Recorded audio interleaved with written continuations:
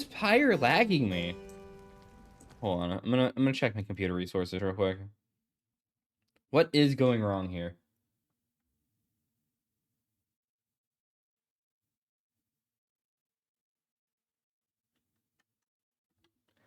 Yeah, I seem to have some system load issues right now, out of fucking nowhere. Because even Task Manager is taking a bit to load. My captions are still transcoding what I'm saying, so I assume my stream is still live.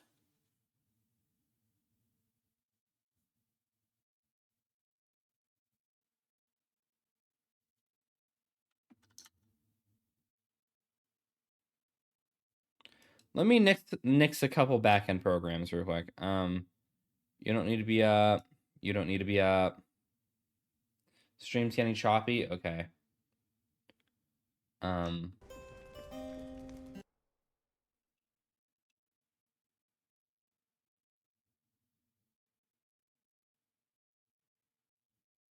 about the blue screen, aren't I?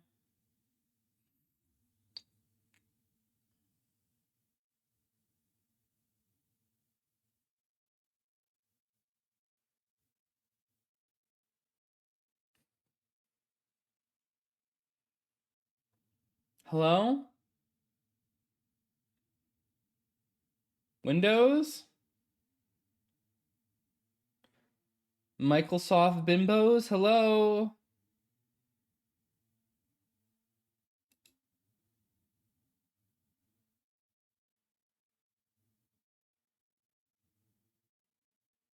It does not like me right now. What is going wrong with my computer? Everything's just frozen on my end while I'm trying to look at Task Manager. Something's seizing up. Oh, fuck me. Why now? Is it because I'm streaming? This has literally never been an issue before.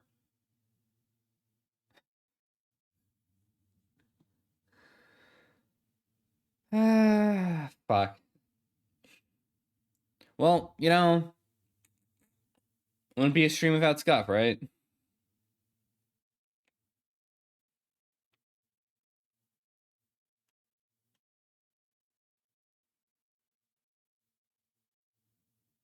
I would force close Task Manager, but I kind of need Task Manager to program to do that.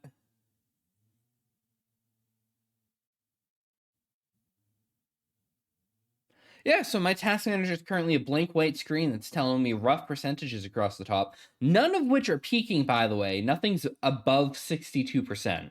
I mean, 52%. And yet my computer's lagging horribly.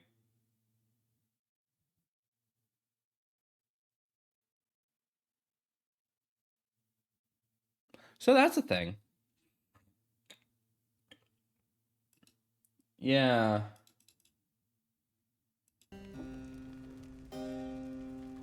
No, it's fine now. It is suddenly fine now. I don't understand. I think I started to solve some of my issues I had going on. I ran a massive virus scan with fucking Windows Defender yesterday. Scanned like, what, 8 million files on my computer or some shit? I have a lot of old files. Found one virus. Shrug. It was something in an old zip file that was tucked away in a temp folder that never got deleted. I don't think it was actively doing anything. I think it was just there. Probably a false positive on something. You know. Yeah. I haven't fixed my blue screening issues, though. I have an inkling of what's up with them, and I haven't gotten it to happen in a few days. Yeah, no, the stream's a lot more fluid now. That's good. Fucking I hate tech issues, let me tell you. So where I'm at with the blue screen issues, it's either my NVMe drive. It could be that the air venting from my graphics card is causing it to overheat now of all times, because the weather's getting a little warmer. And that could be causing it to shut down, which blue screens me. Or the error I'm seeing is being caused by my RAM, which the whole thing is it's a fucking WHEA error, which is always a hardware error. No? Maybe it's the motherboard. It could be the motherboard. I, for some reason, don't think it's the motherboard, though. It's... What is happening is in line with the WHE error is, hey, there's a hardware fault going on, but we're not recording any of it. Oh, we're not recording any of it or making any logs of it because it's either the CPU or the RAM sending out the error, not having the processing power to send out the error because it's what's dropping and killing your system. So I can't get system logs from whatever's killing my system.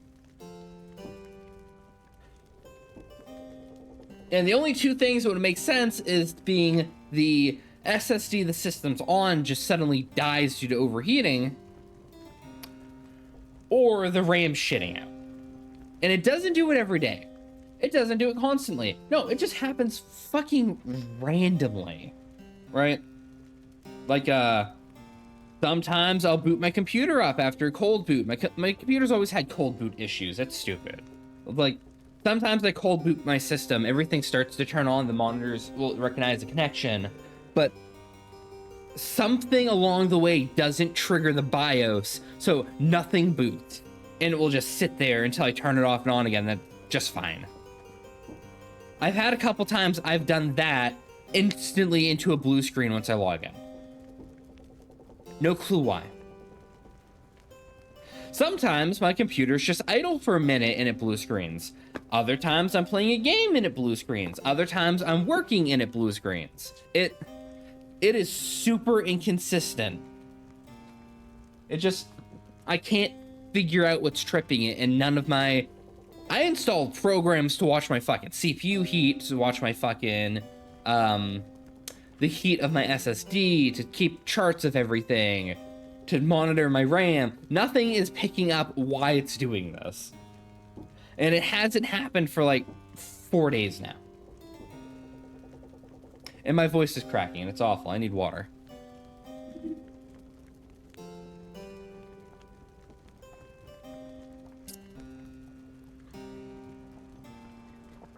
So yeah, for the time being, it's fine until it isn't. And whenever I try to fix it, it seems to be fixed until it isn't. It's stupid. It's terrible. It's awful. But it's also not an issue at the moment until I blue screen in the middle of the stream, or blue screen later when I go to do live 2D work. So it's like, it's a fucking crapshoot. Hopefully my issues are fixed, though.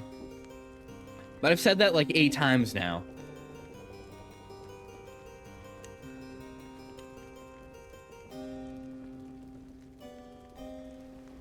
Potentially. Though, my other option I have sitting on the table that I was staring at was, the NVMe 2TB SSDs are now like $200. They are getting cheaper. I could always pick up one of those using comm money. Clone my entire SSD spread over to my fucking other solid state. And then clone it back with the new SSD, and I'd be perfectly fine. Unless, of course, it's not the SSD, then I would have just given myself an extra 2 terabytes of data to work with. Solving one of my minor issues I've been having, given the NVMe drive only has like 50 gigs open available sometimes, and sometimes Windows updates will bog that shit down and just kind of take all my data.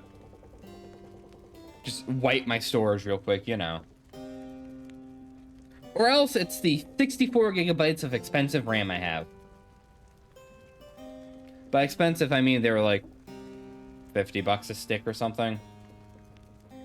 Or it's fixed and I don't have to worry about it. I don't know. Next time it happens, I'm going onto my desk again, unseating everything and reseating it into the fucking motherboard.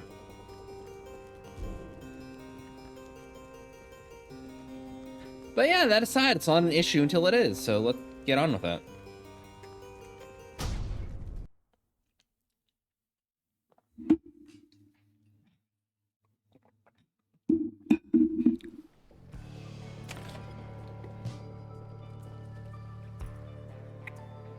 Also, it's one of those things where I can't really stress test it, because whenever I make an attempt to test this issue, nothing happens. So I can't, like, take out half my RAM to see if that half is the issue, or leave in half my RAM to see if that half's the issue. Because I have no way of telling what's going on, because, of course, logs aren't being dropped whenever anything happens. It's frustrating, you know? Hello, my boy. Tizo and I, we're just reminiscing on old times. Tizo's happy to have Volfred back amongst the Nightwings again. That's something that dumped like an OS issue Windows registry. Maybe? I mean, the errors I'm getting, like my error log, everything it's pointing to is, hey, we're running to a hardware fault and then we're not getting logs. I fixed the other thing I thought was causing blue screens. And then this might just be a byproduct of that. What was it? Microsoft Game Input. So, there was an update between last year and this year where Microsoft Game Input got new files, and they put them into a completely different Windows folder. So, you have two versions of the Microsoft Game Input service running at all times, one of which is old and outdated and can just break on you, and the newer one is just not being prioritized. So that was what was tripping off the old blue screen like a few weeks back when I was blue screening constantly. I got rid of that. I got rid of the old one, then I blue screened like once more because very specifically couldn't find the driver I was looking for because I deleted it. Ever since, it's been hardware faults. And now I haven't had one in 4 days, so maybe it's fixed? I don't know.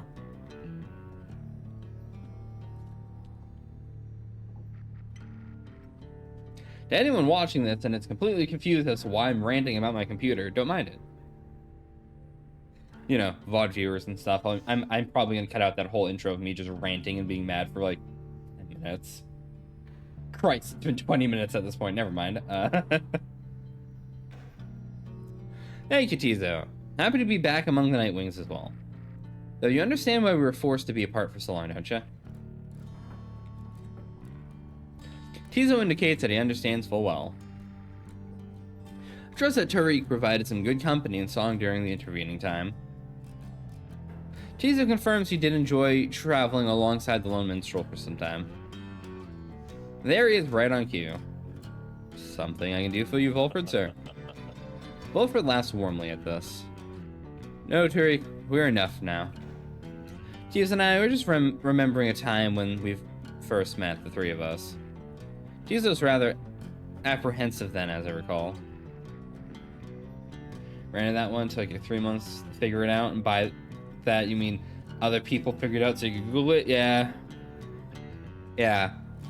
Man, nothing like Microsoft updating its drivers and just not correctly deleting old files or thinking to tell people, hey, this might be why your system's dying. No, it has to be somebody on fucking Reddit who figured this shit out.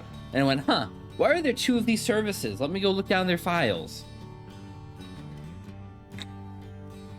He was merely being circumspect, I'm sure. Tizo is the sharpest instincts of us all. But the bite he gave you, sir, left a permanent impression, did it not? Is that what this is? Is that what these little marks are? Tizo fucking bit him on the arm? Did indeed. I consider it a mark of friendship. May it stay with me for all my days. It's a good reminder that, despite the challenges we faced together in the past, my time among the Nightwings has been extraordinary. Likewise, I can say the same, sir. Tizo shares the sentiment as well. No. Volfred turns to you. Should apologize, my boy. Here we are talking about history we do not share. Believe me when I say we're skipping over many of the bad parts. What I mean is, I know it isn't my intention to exclude you as we wax nostalgia.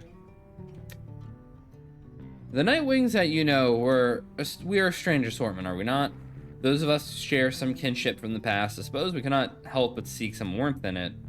But it should not be to the exclusion of the friendships that we forge right now. So please, why don't you join us for a bit? Together, you, Volfred, Tizo, and Lone Minstrel talk about times gone by.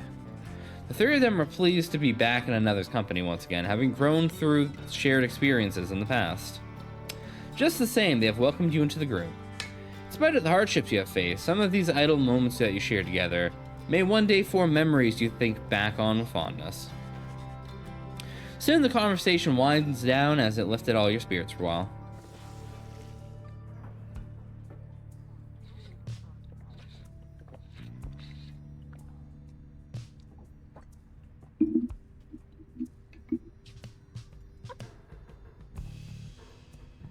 Alright. Let's see what the book has to tell me.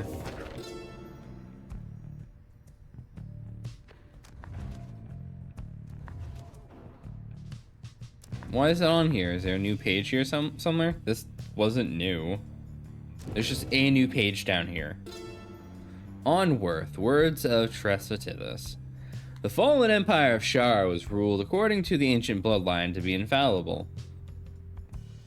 Our society shall instead be by those who earn the privilege.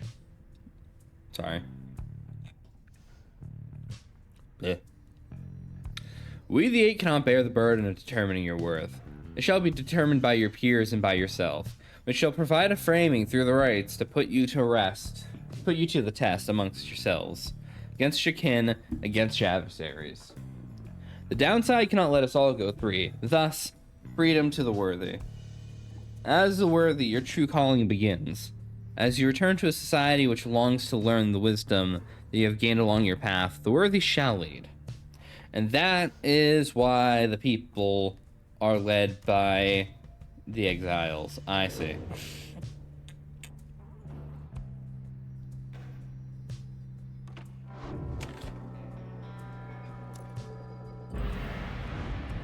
Alright, let's continue our journey. Last time, we took part in rights, and I think we got our asses stomped. No, wait. Yes, no, we enabled all the Titan stars and got our asses stomped.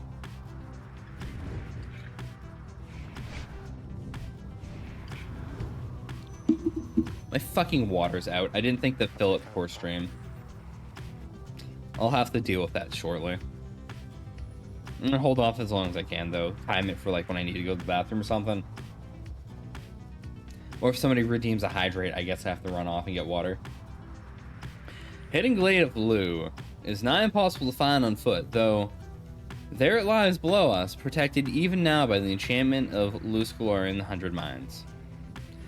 I understand the river named for him is rather famous in the Commonwealth, the mouth of River Sclorian, which cascades down eternally into the downside. Oh, I see. Opens wide, not very far from here. It was there that the limbless Arzatek was defeated, turning the region lush and livable, at least for certain denizens anyway.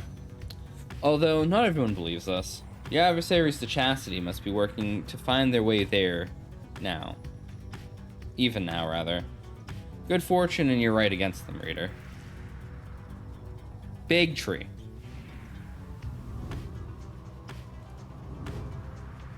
Oh. I have a match in this map. I see.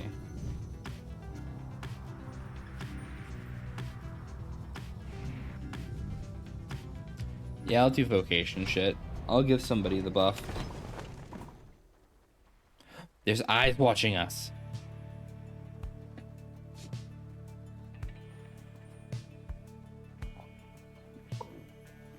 Sorry.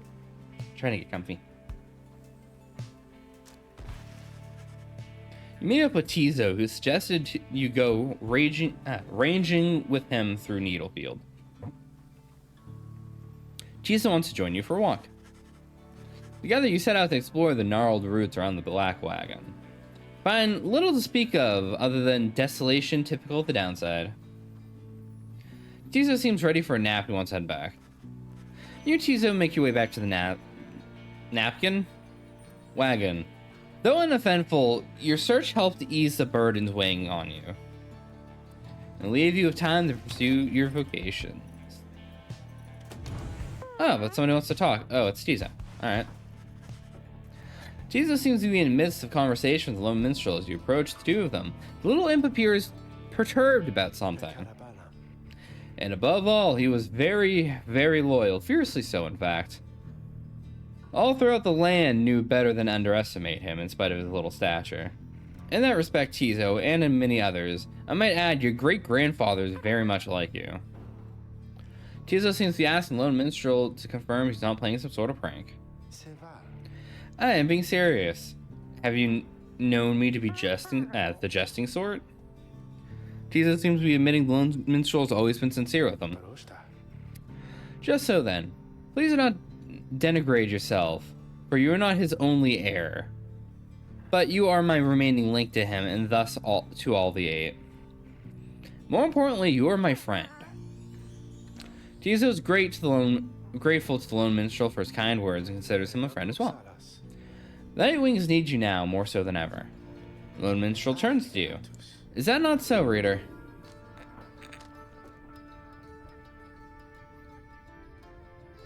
You concur with the Lone Minstrel's assessment of Tizo. As most remarkable and irreplaceable member of the group, he is an extraordinary imp indeed. Tizo rushes up and gives you a big imp hug. How? Is it just he headbutts me with his little arms? Like, Tizo is grateful for you and your kindness and your support of him. Tizo bounds off happily as Lone Minstrel looks on. And there he goes. Thank you indeed, reader. Tizo sometimes loses sight of all that makes him special. A quality uncharacteristic of his kind, but not so much uncommon among yours. There was once a time when he was the sole imp able to conduct the rites. Since then, however, other triumphants have found imps with the capacity for it. They make useful allies, no? More than willing to conduct the rites, whilst having no desire to leave this place. Although, little Tizo does have dreams of visiting the Commonwealth. In any case, I'm certain he shall continue to serve the Nightwings faithfully. The Lone Minstrel bows his head on his way out, bidding you a good rest of the afternoon. Tizo has gained +1 hope. Nice.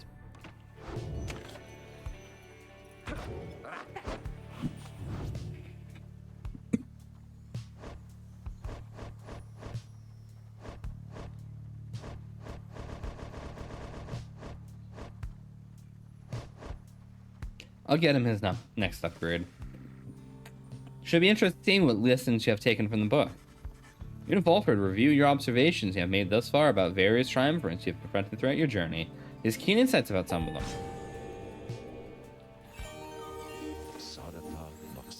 Long did I bide my time in anticipation that one day the Nightwings would reform under a common cause. To be part of it myself, it nourishes the spirit.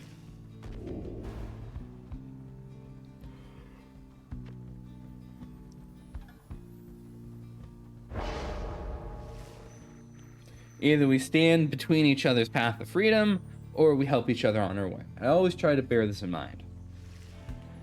While Volfred and his allies are all banished, adversaries are slowed and cannot use abilities.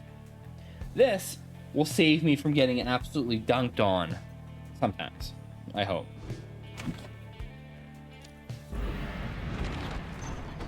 That said, I will continue to get absolutely dunked on kind of randomly. Oh, it's you.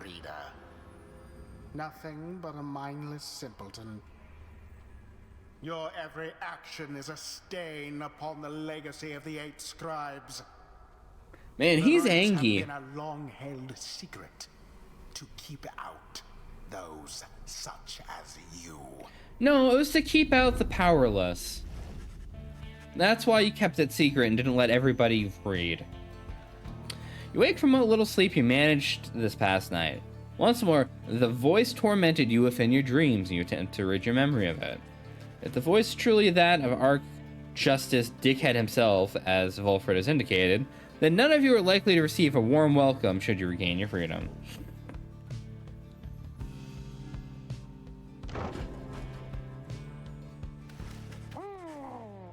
Here in the raids or brambles of the Black Base, you encounter a messenger imp coming to deliver news and rumors of the other side.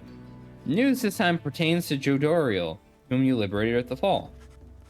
You learn Jodoriel's past transgressions have all been forgiven. She is soon to be reinstated on the Blood Border, on the presumption that she wanted her old status back. In fact, she was offered an especially prestigious leadership position at the First Vale Elite Blood Border Platoon for a demon such as she could not have seen in the streets. But she refused the gesture, rather bluntly, the report suggests. Instead, she sought out Fulfred's agents as well as several of her former fostered sons and daughters, and so the ranks of the revolution grow stronger. The last part of Messenger Imp's news has been damaged in transit. Although it appears to be in Jodoriel's own words, all you can tell is it says await. You thank the Messenger Imp for relying on this information. You and your companions are excited to discuss the news. Having some of Jodariel's will and statue with us on the other side may pave ways towards a brighter future. She's an inspiration to us all, or to this night at least. Tizo's fired up about the news of Jodariel's return to the Commonwealth. I wonder what the rest of her message said. Do you think she still has her horns now that she's back up there? We can envision it, a demon such as she set loose within the Commonwealth. The news of Jodariel's liberation fills you and your fellow exiles with newfound resolve. You and your companions gain +1 hope for the next ride.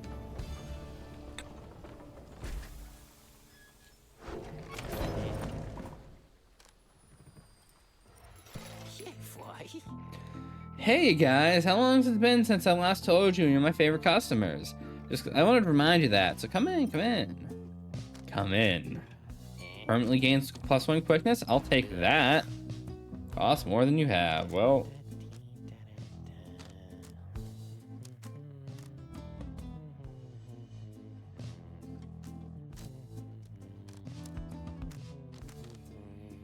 I've got nothing for you. You guys didn't see nothing, huh? Nah, your shit's too expensive. I ain't buying shit. Sorry, my dude.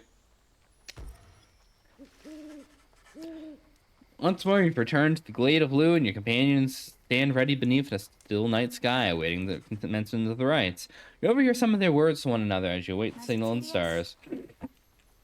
You say we have to face the chastity tonight? Well, let's make short work of them then. Just then, you observe a glint starlight that begins to shine above. Your companions soon fall silent as I lean away and start up my heater. Just then, stop.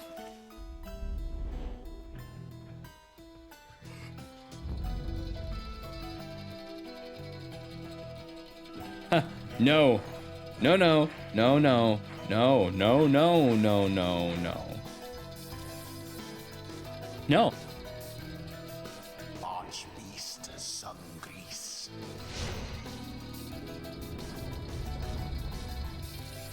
I learned my lesson last time. Turning on all of the Titan stars is in fact the biggest mistake you can make. Because the AI will just absolutely dunk on you. Frida, I am still very cross with you, you know. To think I saw in you a worthy heir.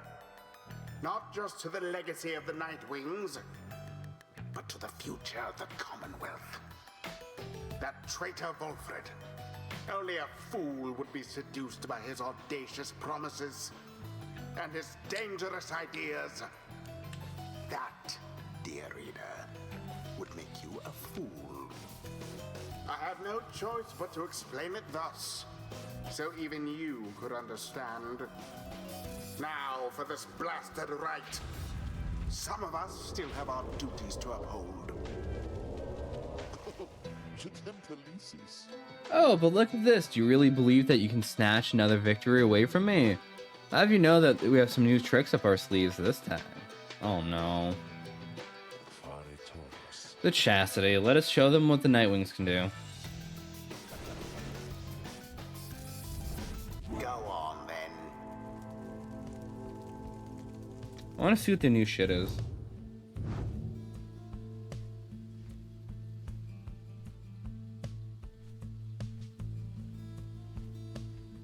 Ah, so he's gonna do aura burst shit. Okay. What's your trinket? When preparing to fling the orb, the bearer's charge-up speed increases 40%. Oh.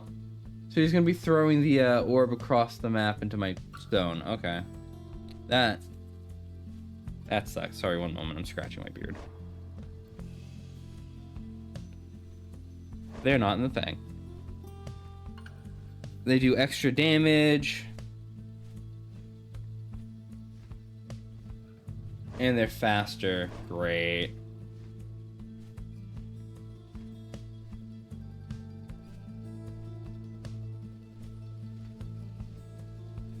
Okay, so this guy is going to be an issue. This guy is an attacker. All right.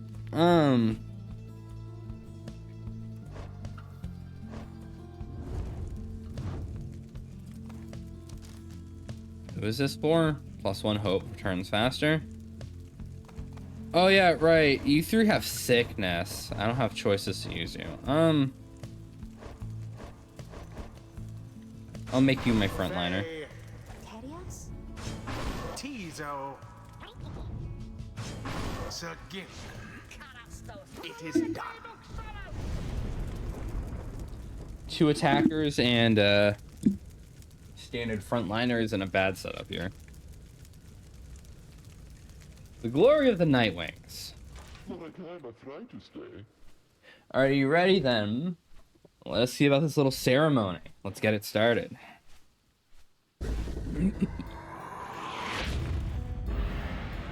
Now begin. Another banishment.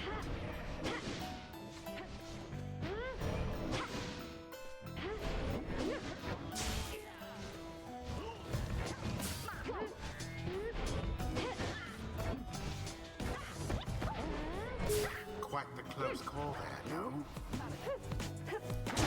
Glory Got it. to the Nightwings first of all.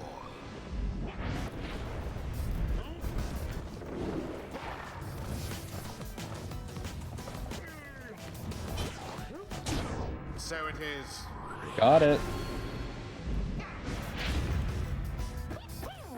Tis taken.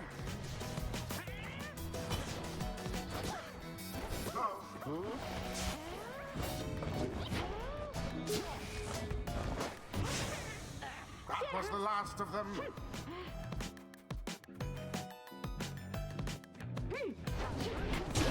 They She tried. plunged into the fire.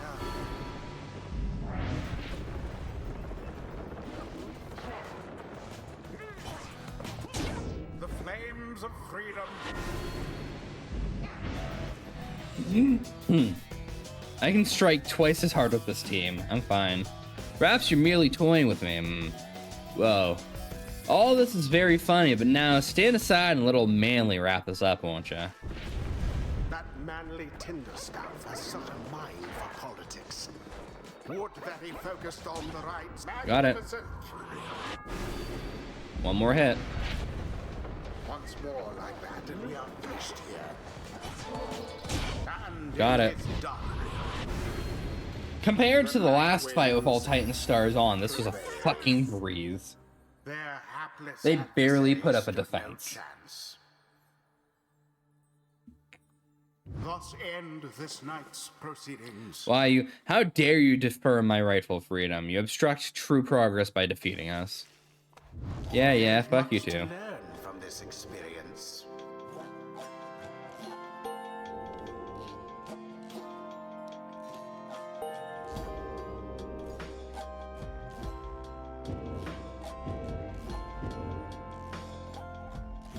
May misfortune find you ere the turning of the stars.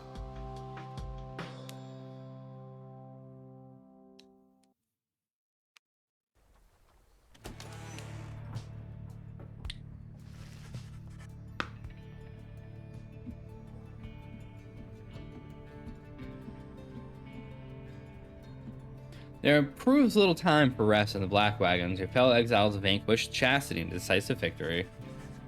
Those inflicted with banishment sickness seem to be doing better, and express gratitude to Faye, Tizo, and Sir Gilman. Just then the lone minstrel appears before you. No words escape his lips. You can guess full well what he has come to indicate to you. Fallen back into the darkness. Stars above seem to be few and fading, yet one still shines. Yeah, it's time for the banishment, right? I mean, the liberation, right? That one. And this is getting shorter. It's like 1 to 2 fights per right. And we're going against them. Which means if we lose, there isn't really somebody terrible getting brought out into the world. Looks like the minstrel's just standing there with you, regarding the night sky. Gateguard and I, we have paid witness to liberation rites upon the fall of Solem for a long time. We have seen so much. So I'm a bit taken aback is all. To see something which I've never seen. We look upon the stars together for a while, and then I wish for you good fortune, wisdom of the scribe on your scent. When minstrel leaves you there alone under the night. Grown late and you need rest. The black wagon shall have to take flight once again come morning.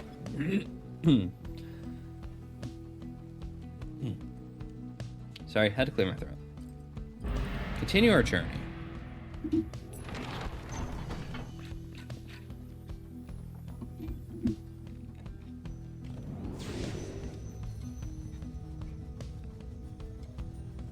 Oh, and in random news, I've gotten myself a hand on a couple bottles for the Mountain Dew thing. I just need 400 more points to get the mount. Not that any of that can be redeemed for another month at this point, but disregarding that, you know.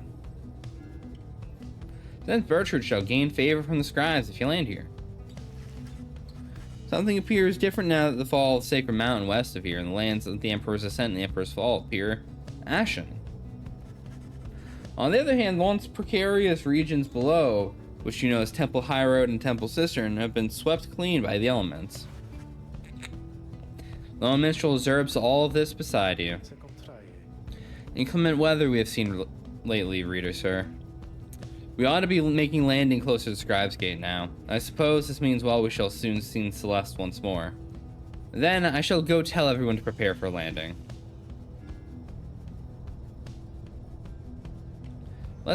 I'll be running Volfred, so let's give Volfred a buff. Speaking of Celeste, that's a game I need to play at some point. You arrive once more, the solemn beauty of Mount Elodial. It appears that Delbert and Faye have already arrived, along with the other route.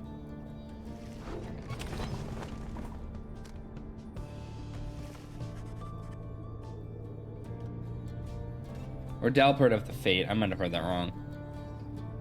Some time to spare after having landed, you join Volfred in a brief expedition to the monument of Jomer Manymane. The book says almost nothing of the present circumstances. I wish that I had clear guidance as to how we should proceed, O scribes. Although perhaps this is the nature of the path, it isn't to be read and understood, it is to be embraced with all one's heart and mind, whatever the choice is there. Return the wagon once again, finish paying its respects. You have the occasion once more to pursue your vocations. Gains +2 presence. Alright.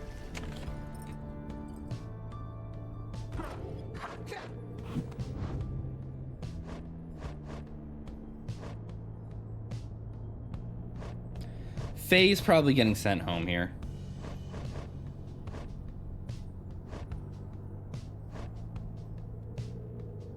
Let's mentor Bertrude. She's behind. You and Bertrude go over what you know of the celestial landmarks you've been to and how their properties impact the Nightwings and the rites. You can tell she knows many of them well by now. These landmarks strewn about this cursed land, too many are too dry upon the flesh. Yeah.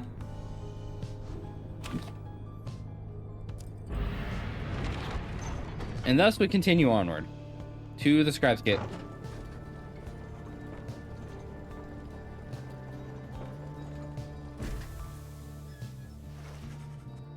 Again, you stand before the Scribe's Gate, where the gate guard regards you all above an archway carved from stone. Exiles of the Nightwing, you must know by now that once the stars no longer shine, the rites shall cease. For now, step forth.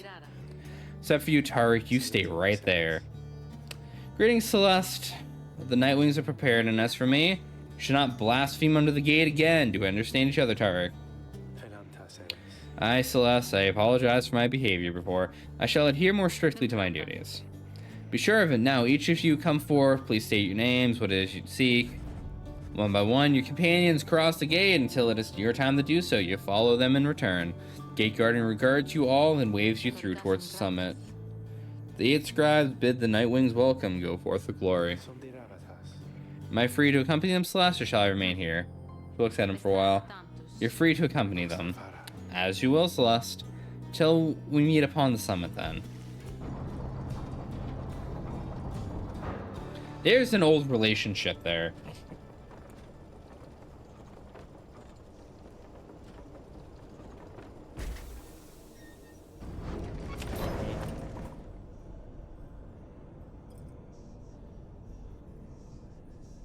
No, I ain't gonna browse his goods. He has nothing of use to me. Once more, the time has come for liberation rite, where one among you will go free if you prevail. Freedom is likewise at stake for your adversaries to fate.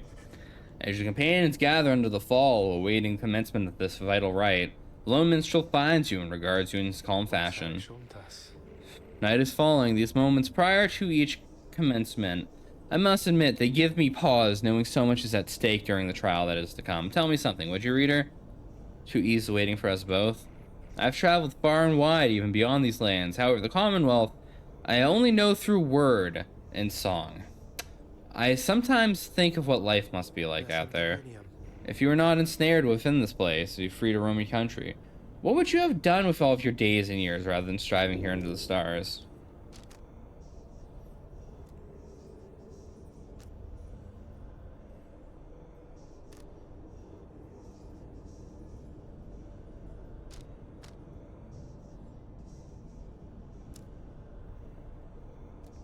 Maybe you would have retired to the outskirts, enjoyed a simple life, quiet.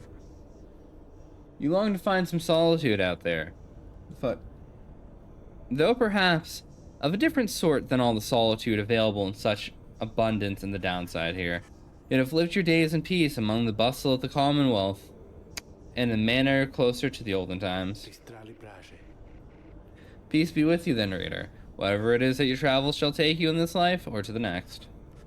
Just then the lone minstrel looks forth. You see that it is time. The stars above, though faint, begin to burn.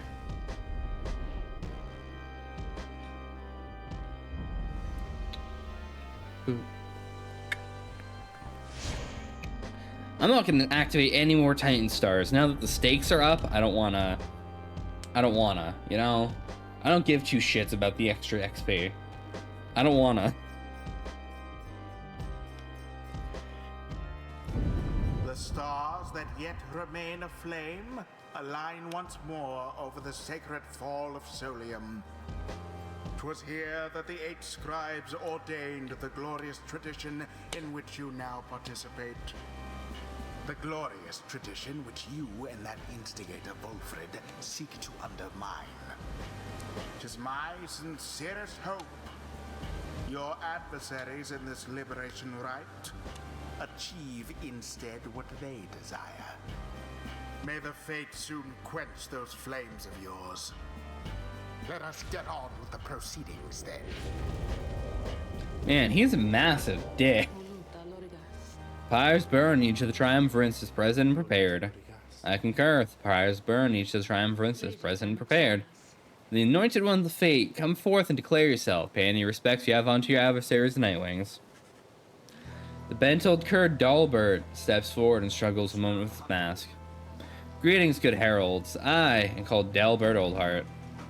It is the greatest honor of my years to be standing upon the sacred site upon which the 8 scribes first anointed these glorious proceedings. Nightwings, we are honored to be in your presence once more. Father, they are adversaries, not our hosts. We need not be so gentle with them. They shall do their utmost to keep you from your freedom. Delbert, your son speaks out of control. Control him. My sincerest apologies for this unnecessary outburst. Omer, please, we have worked towards this opportunity. We must make the most of it. He puts his mask back on. My son and I stand ready to begin.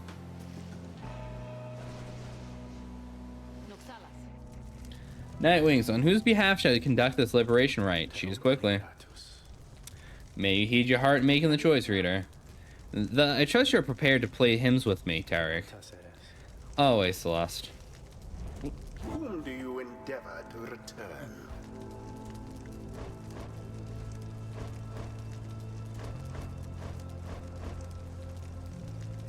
Oh, I have been locked out of my choice. Oh no.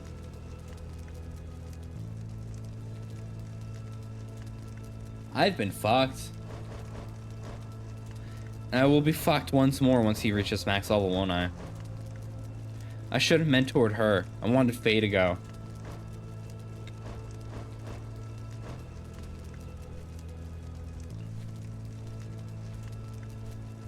You know what? Let's even these odds a little, shall we?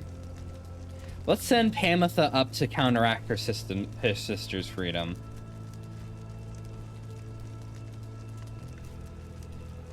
Or we'd send Gilman up. I mean, Chizo wants to go, but Chizo doesn't quite care, you know? Gilman doesn't even care about being here in the first place. He sees this as atonement for his shit.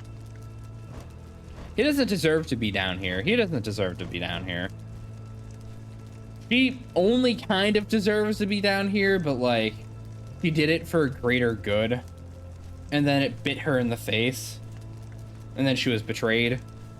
And you know, let's send her up. So I'm gonna get my shot at all this. How very thoughtful of you, reader darling. Who shall be at her side? Tizo. Chizo seems determined to support the Pamitha. Sir Gilman. By this knight's honor, we shall fight with all his might. Oh no, I should have brought Volfred out. Fuck. Whatever. With that out of the way, If I start to fail, I'll just redo my team. I totally meant to click somebody else, and I just spaced out and grabbed Gilman. We have to give thanks for this opportunity to face you, O Nightwings. Now let us strive to our fullest capacity with the honor and grace. To save your strength for the right, Father, and our voyage home, let this be our final battle amongst them.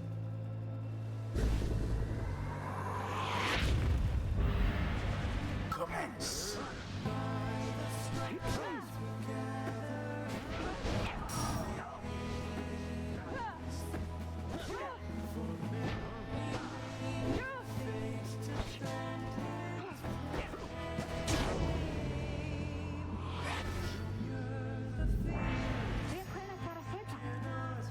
And you, Miss Ulmer, I believe in you, and so do the scribes. Wait, what is this you're talking about? This liberation right, what are you doing? Faye pulls her mask. Thank you, you're my friend, Ulmer, so I'm hoping for you the best. For you and for your father. He believes in you, and so do I. But we have to do our very best as well. I know we cannot all prevail, only the Fate or the Nightwings, but not both.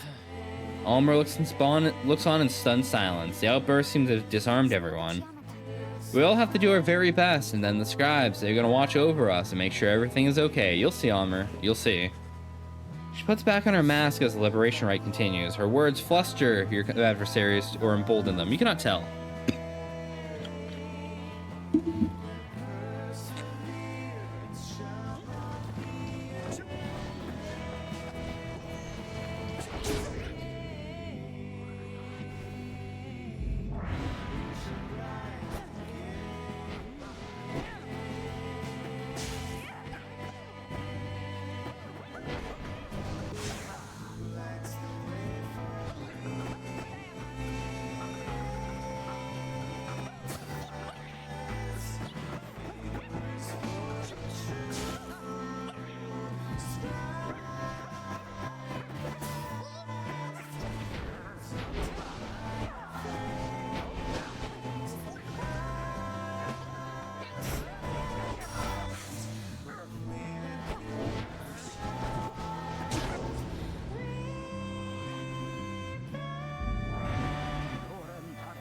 Here's now, O noble Yomer.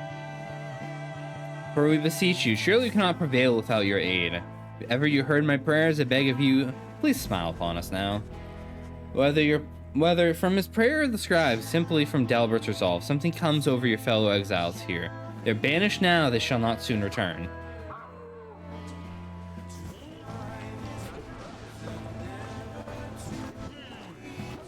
See, I have no issues with the Fate winning, but like, they're not putting up a good enough fight for me to just not win. Fuck.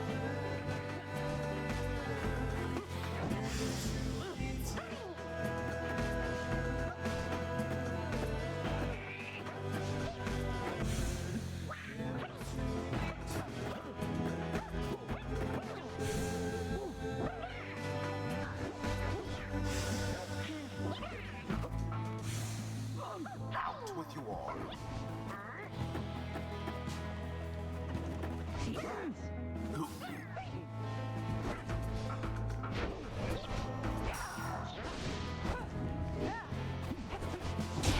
And there it is.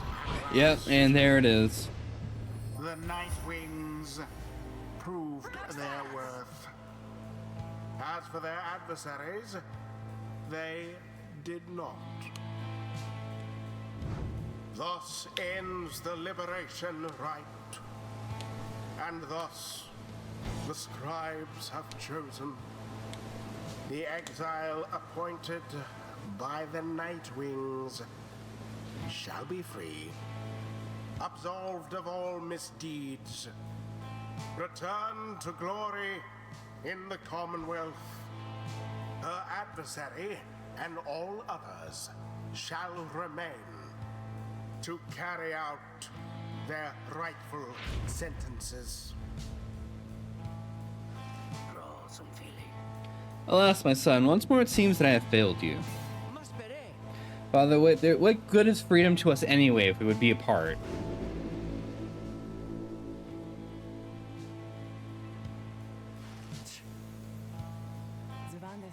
So when am I supposed to give a speech or something then? Reader darling, all of you look. I have no idea why you picked me. Because honestly, you're the better choice of the three to go back. Because the other two don't care about being down here. Well, I do have one, but I don't think it's right. If you wanted to get rid of me by now, you wouldn't have gone to such great lengths. And if so, I'm left only to conclude that you did this for me.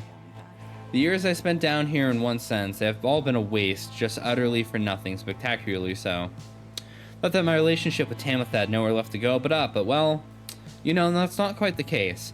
Then I think on what could have become of me. I made no attempt to set things right, and I had not done anything. Had I not done everything I have, I would not have lived with that, I think. So certain my life would end down here. I'm only now beginning to consider the opposite of what may have come true instead. What I'm trying to say is thanks to you all, and I mean that. Now I guess I better head back to that damned Commonwealth, so bottoms up. She plunges in the waters of the Shimmer Pool and disappears from sight, though her voice still rings out. You'll have to see what we can do up there, provided that my sisters haven't had their way with us just yet. Anyway, let's find a way to keep in touch, but just in case, goodbye. Tamitha earned back her freedom. May she return in glory. Godspeed, Tamitha Thane. Perhaps the scribes are watching even now. Watching as their glorious tradition draws to a close. Well, at least there's an ending there with her going up to meet her sister. You know, there's a story to be told there. Tizo, hidden power. Unbridled fury seems to have awakened from Tizo.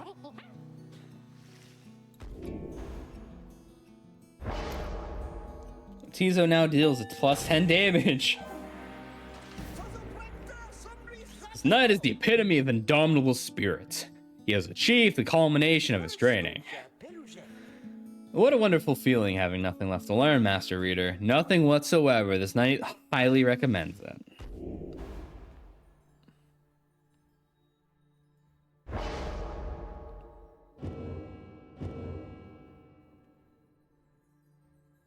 Now take your execrable companion Father, wait. someplace else. Calm yourself, son. Liberation rite is ended. But no, how can you be so calm even now after what happened? Did you strive this night with all your heart, Almer? Yes, but it was not enough. No, my son, it was enough. It was more than enough. Father? Poor kid. They'll be fine down here.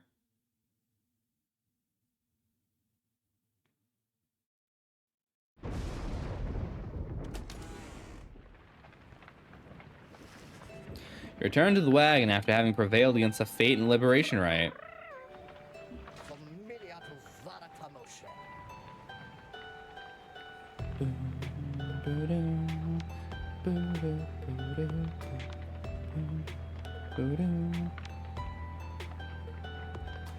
Hold on a minute.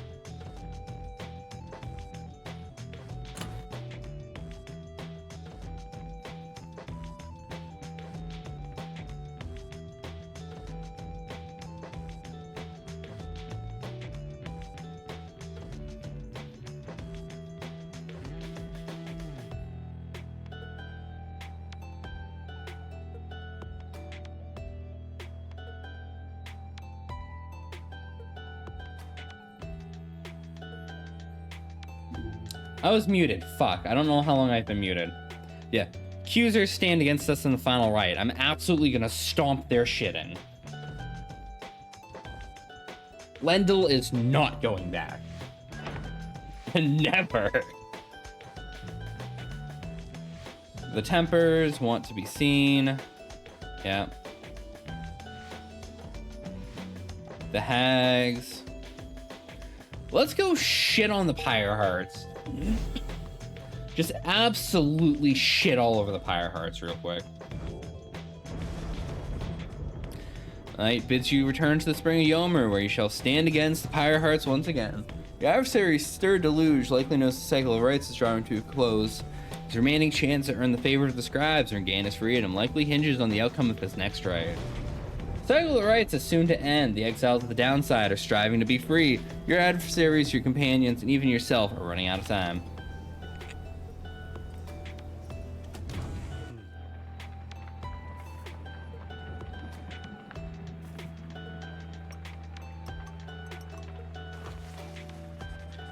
Following Pamitha's liberation, the lone minstrel's return to the wagon stands as though nothing has happened here this night.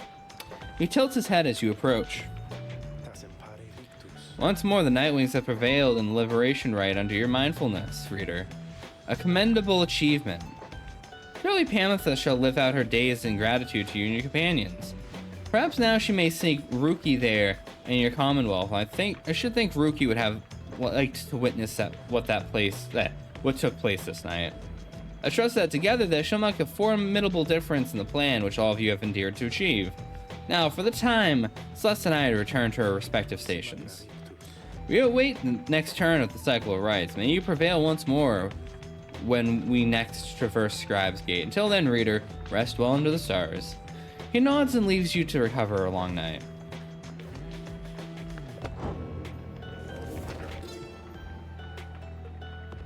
I have a new page here.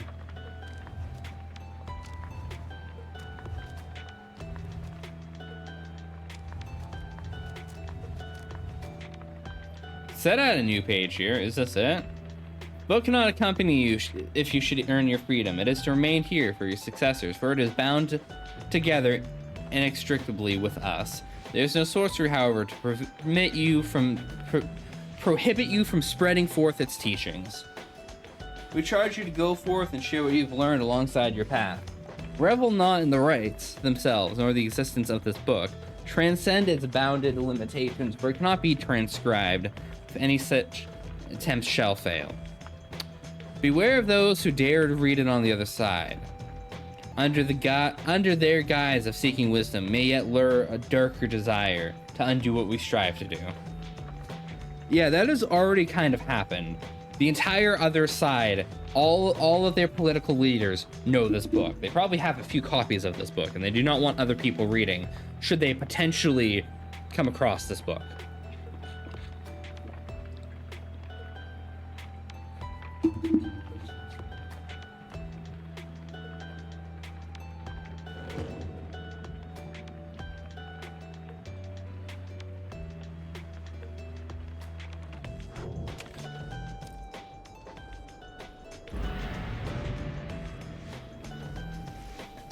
At dawn, your companions are prepared to depart. Everyone is silent. Your travels are to take you back to the spring of Yomer. But soon after, the stars shall draw you here once again.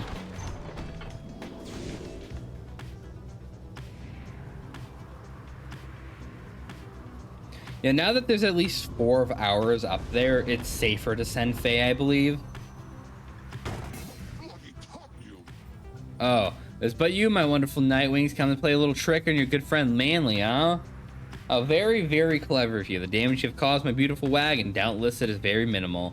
Fear not, I can afford the repairs. It is no inconvenience at all, although, I do have one request for you to make amends, that is. We next face each other in right. I trust that you shall ask one of you. Trust you know what I shall ask you, but would you be so kind to stand aside and let chastity prevail? You shall call it even, return to the Commonwealth. No. No. Never. Fucking never.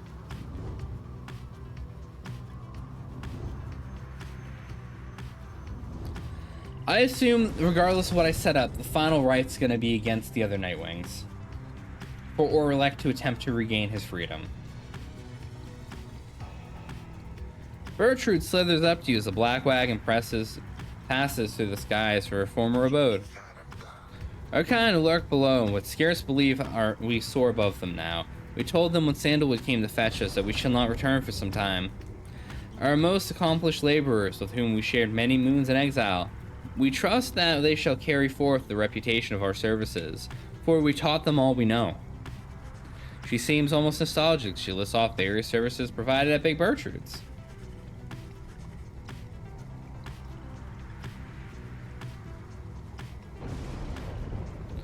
Curses, balms, potions, powders, cleaning reagents, sleep medicines, fungicides, seances. Big Bertrude's earned quite a name for itself on the downside for these and other things. We're finished here, provided that we do not return from whence we came. We shall return to our establishment and carry on with our business there, for there is much demand. She is another person who does not care to return to the topside.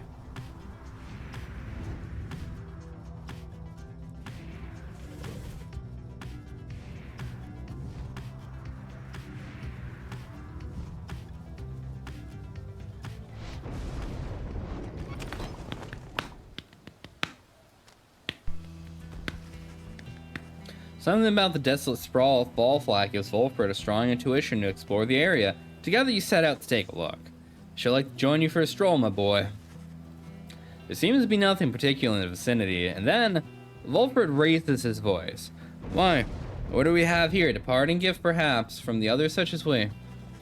The object in question is lodged deep in the ground and bears the mark of the rites. You do sense may be able to secure its contents, but mystic wards are not all easy to undo. Attempt to open it.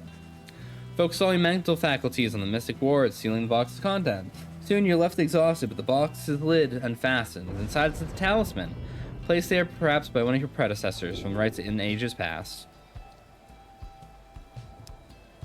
So it's the super fling one, okay. Instant charge a max level fling so that you don't have to deal with shit.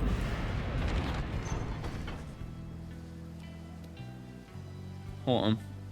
There we go. At dawn, Sir Gilman finds you shortly before the wagon is set to depart. Hark, Master Reader. This night, he understands shall soon stand against the Pyre Hearts and his former knight commander. Sorry. I'm just getting my headphones comfy. This knight is eagerly awaiting the occasion. Rest assured, Sir Deluge shall see that our true strength lies in the bonds that have flourished between us. Sir Gilman rejoins the others in making the final preparation for the departure. As you prepare to set forth, you sense his mixed emotions about the coming rite.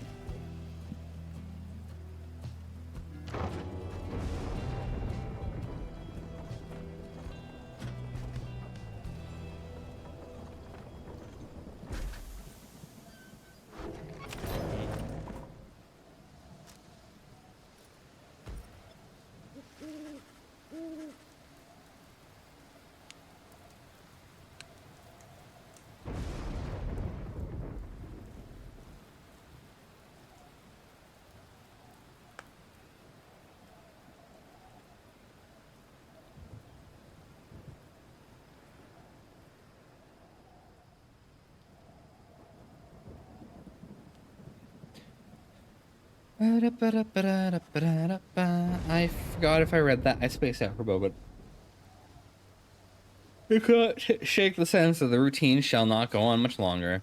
Sir Gilman approaches and confirms that Nightwing's sigil is set. Everyone has their books, raiments, the ground is ready. Everything should be in order. Well then, Master Reader. This knight supposes that we could while away these final precious moments prior to the rite by witnessing the stars parade about the glorious night sky. To think that this knight has lived so much of his life utterly ignorant of the stars and their eternal beauty. You and Sir Gilman stand together in silence for a time, looking for the stars above to show some indication that the rite is about to commence. It is taking too long. Concern begins to well up in you, but then...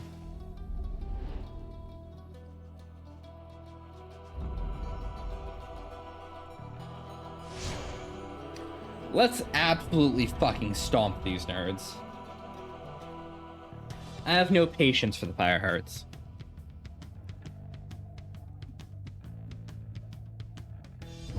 Reader, it seems the stars once more have mustered wherewithal to usher in the rites.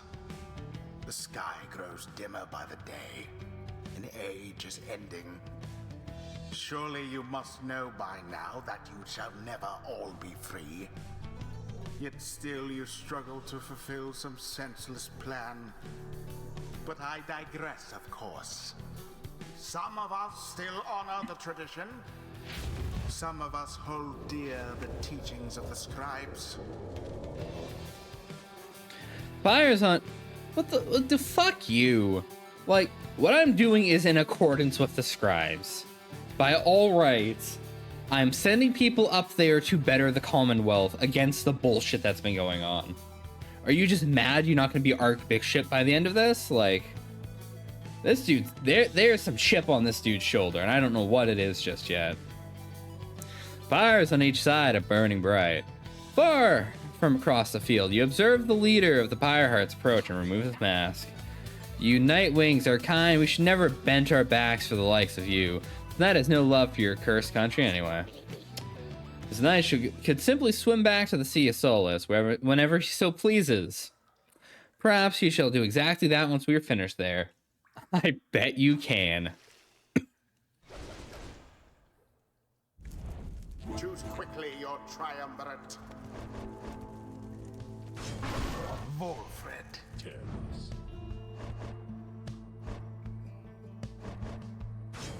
Bertrude. Faye. Krastia? Predictably decided. If it is really the last time we shall face the Pyre Hearts, then may the 8 scribes watch over them, and us, and now, wherever our paths may lead. Pyre Hearts, this is not our final battle. This might be our final battle. So, this night, he vows he shall not flee. Now, not this time, now on guard.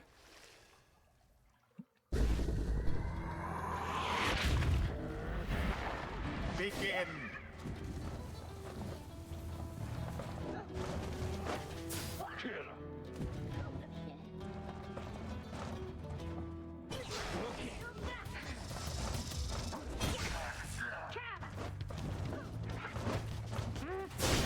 Positively brutish.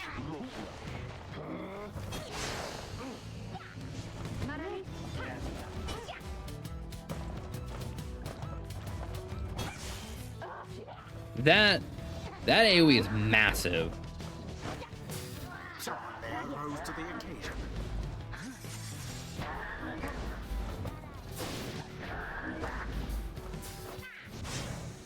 Bashed, all of them.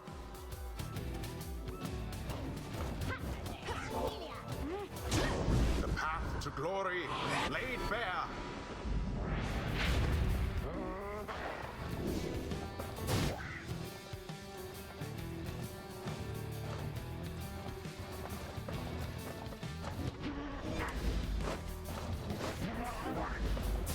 Ferocity unbridled.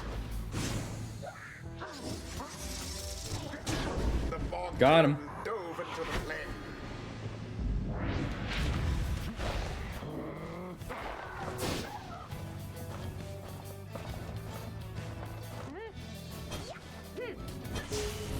Red-handed.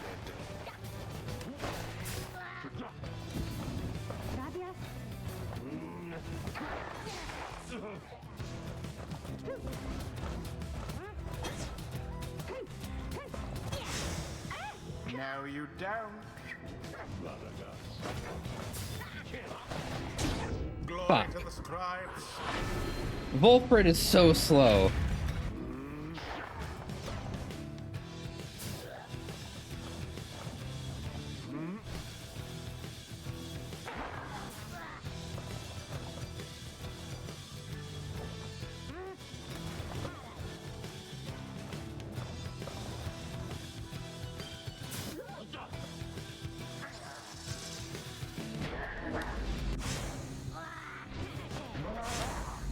Be gone, you lot.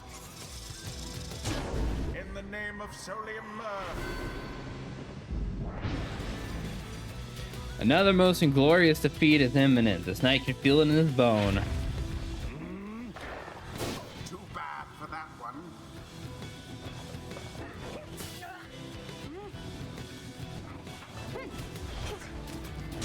Fear not, purified blade. Your victory's at hand.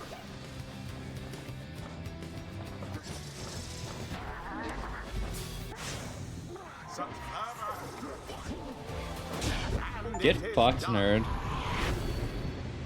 The Nightwings managed to prevail. Yep. Mayhap the scribes shall simply smite them down next time. The ceremony is complete. Well done, Nightwings. As for the Pyre Hearts, though they fought us fiercely many times, I doubt that shall be enough. May they find mercy in this land. Yeah, Pyre Hearts. Ye conducted here with such fury and such desperation that we must commend ye for it. Desperate for the outcome, despite the outcome which hath favored us. Scribes, I knew that they would favor us, I think, although I hope that they show mercy to Pyre Hearts too. Perhaps we ought now to return to the bottom of the Sea of Solace. These rights, this knight thinks he has learned enough. Yeah, fuck off. To teach something of trust.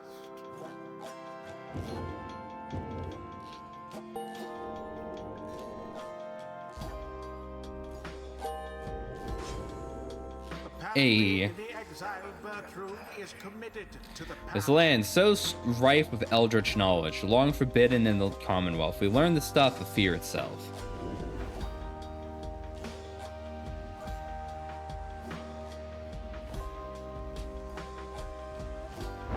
Yeah. So if Bertrude's on the team, right? This is a nice little combo here. Bertrude's on the team and our Pyre is lower than the enemies, they do less damage to us. So if we start getting absolutely trounced, we have more time to recover. I eagerly await our next such outing.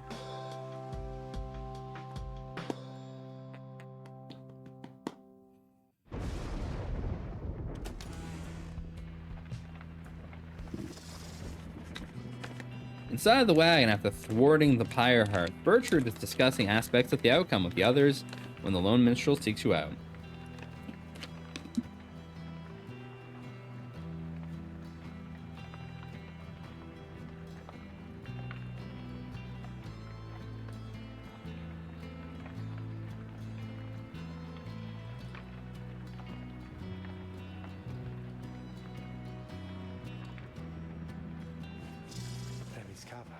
Pardon the interruption, reader. Though I need but ask you a moment of your time while the night is clear enough for you to see. Please, come have a look outside. Perhaps the news of your next destination may further stir the hearts of your companions. Amongst what stars yet remain in the shining of the night, one of them now burns as bright as ever as you have seen. Oh. We're going straight to the Liberation Rite.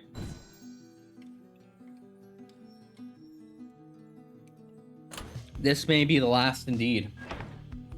So whoever I said next is, oh.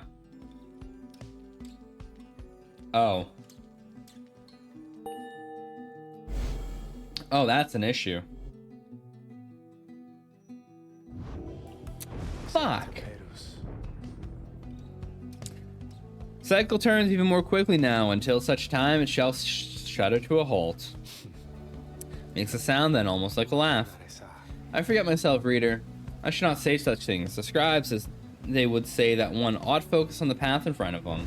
When we set forth to walk a long, labored path, it can all be too much. If we stand back and look upon it as a whole, we may decide to turn around. But if we begin to walk whilst casting down our glaze, whilst resisting the urge to look too far behind, we will make steady, careful progress. Soon enough, we may arrive where we endeavored. Lone Minstrel bids you a good evening. You had best retire for the night. For when first daylight comes, it shall be time again to take to the skies. Yeah, what I was saying is,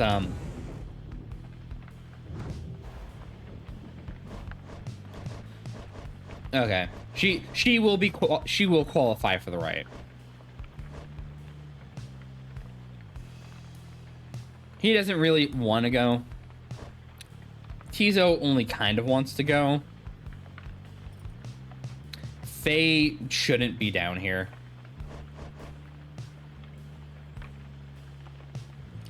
Volfred doesn't mind being down here. Bertrude has business down here. So Faye is next to go. It'd probably benefit the plan more if Volfred went, but he again doesn't want to go.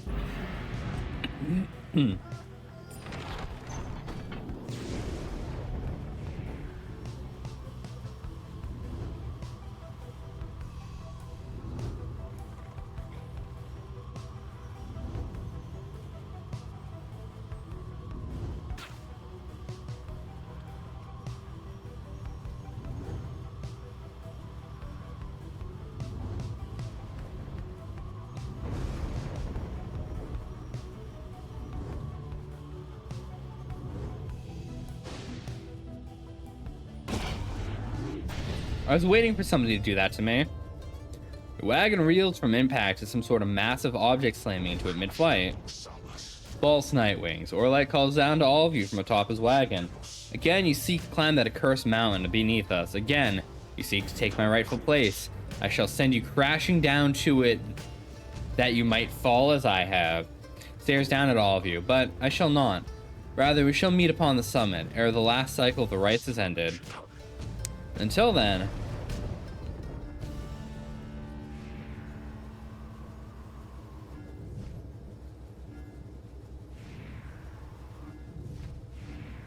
let's give Faye a boost here.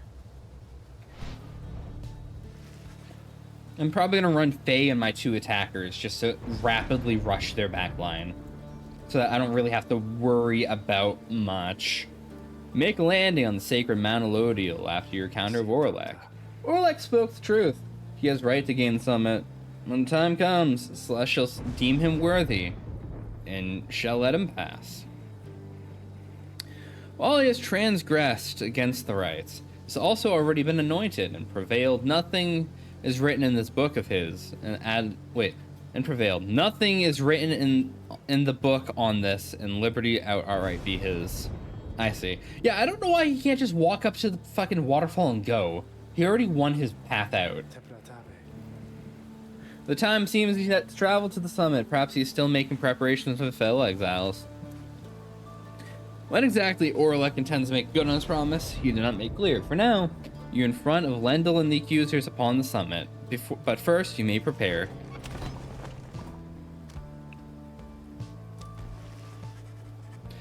Later in the afternoon, you accompany Faye through the sublime grandeur of this temple cistern to the monument of the End of King Auras. I'll be right back. I'm gonna go use the bathroom, go get some water and something else to drink with it. This feels like it's wrapping up to a close soon, so we will be finishing this stream. Just give me a few minutes. I'm also gonna run ads, just so I undo that. I'm back. I got my drinks. My throat was running super dry. I'm like, there's no water, and I keep trying to suck up air. It sucks. I already read this. O scribes, if it is truly your will that the cycle of rites shall soon be ended, then I look forward to its glorious conclusion. May the worthiest among us reap your generous blessings, and may we all, who are so fortunate to be part of your traditions, bear you in our hearts forever. Return to the wagon after she's finished paying her respects. The summit awaits, but first, there's time to continue practicing your vocations. +3 glory for the next rite. I'm gonna mentor her so that she's maxed out. Oh, me? Of course. Please tell me stuff. You and Faye compare thoughts on how your fellow exiles can contribute to prevailing the rights, and which groups of three may now, groups of three they maybe can achieve their very best.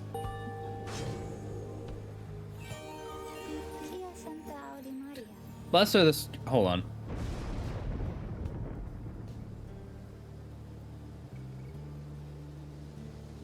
Ow. I sneezed and it hurt.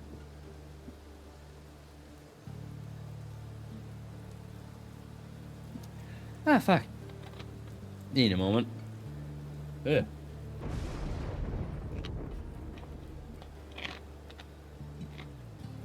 Blessed are the scribes whose eternal wisdom shines upon us through the stars and illuminate the path for our salvation.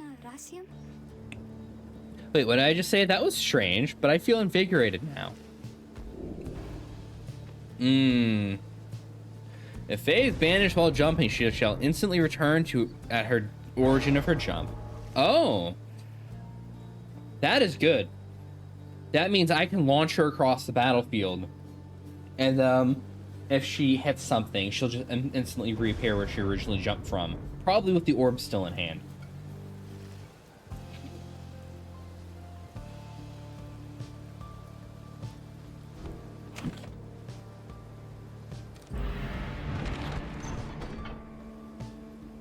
We're going up Scribe's Gate again.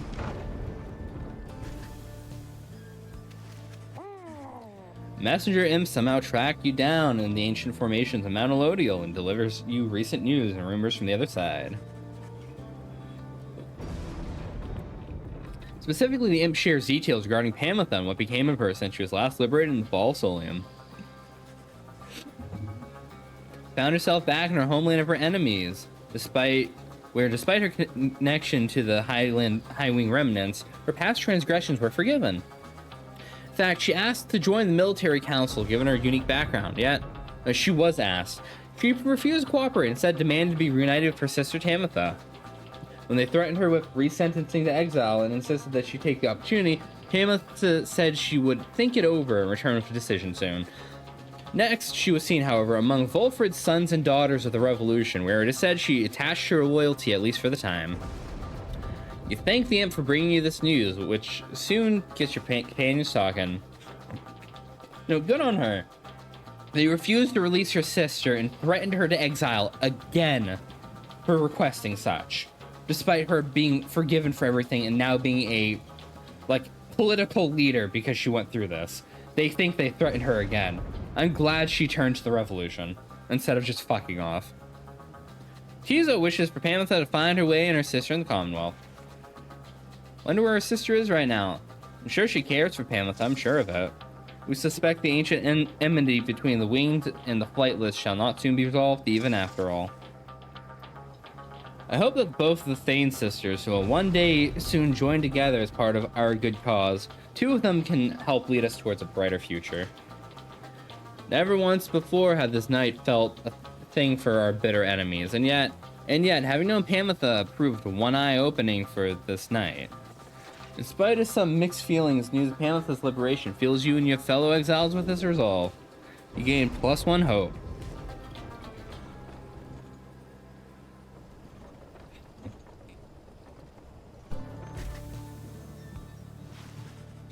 You are returned once more to the Scribe's Gate, where the gate guardian waits under a dim sky.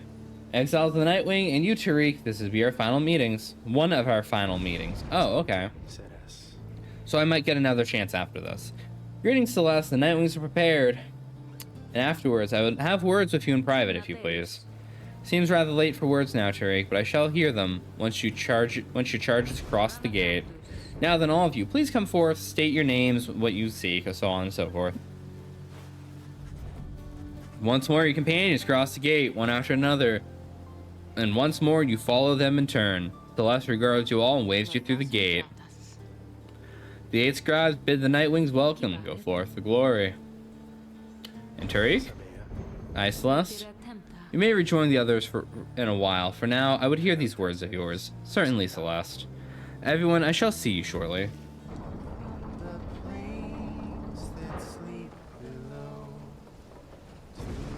Ah, they're starting their music early. Eyebrow wiggle.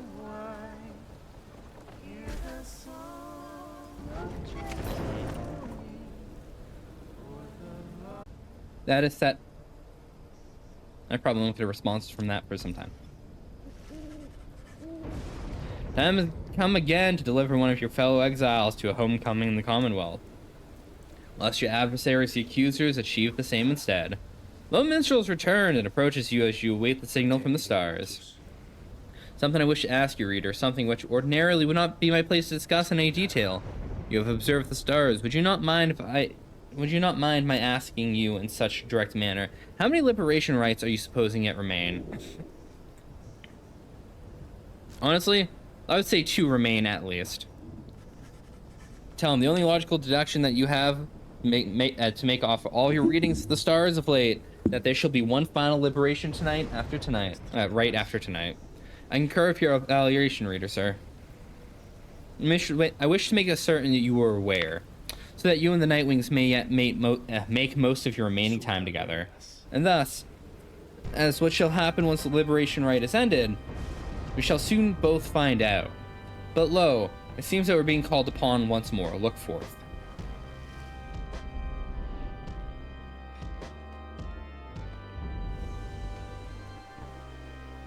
Yeah.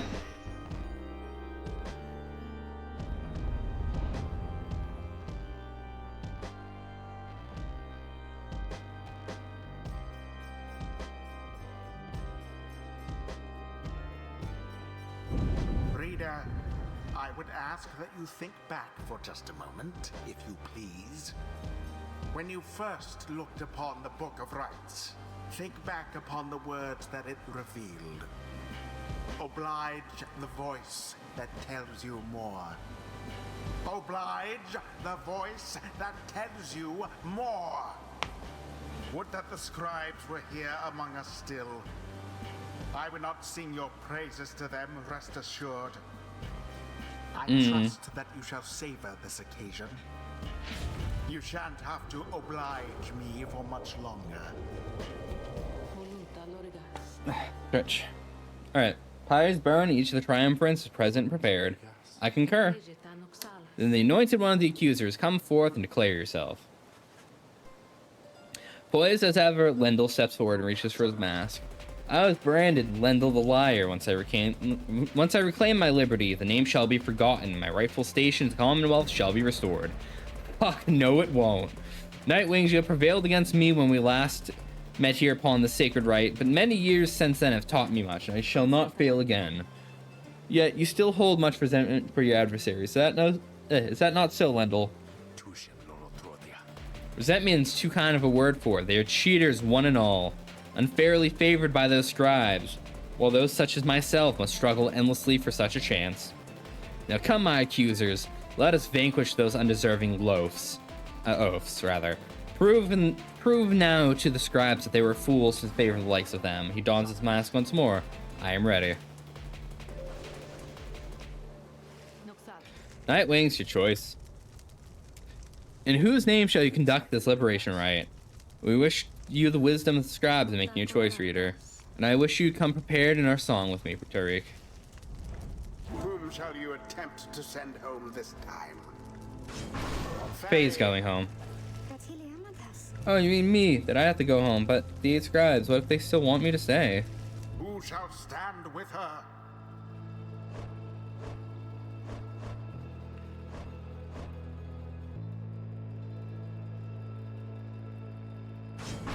Wolfred. Let us prevail on this night for you, Faye, and for the good of our ailing nation. I'm gonna send Sir Gilman because he's the fastest attacker I have. It is an honor for this knight to strive on behalf of the good Fae. If that is all, then.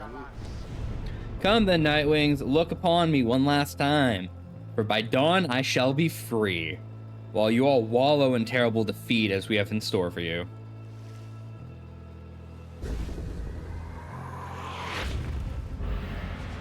Commence.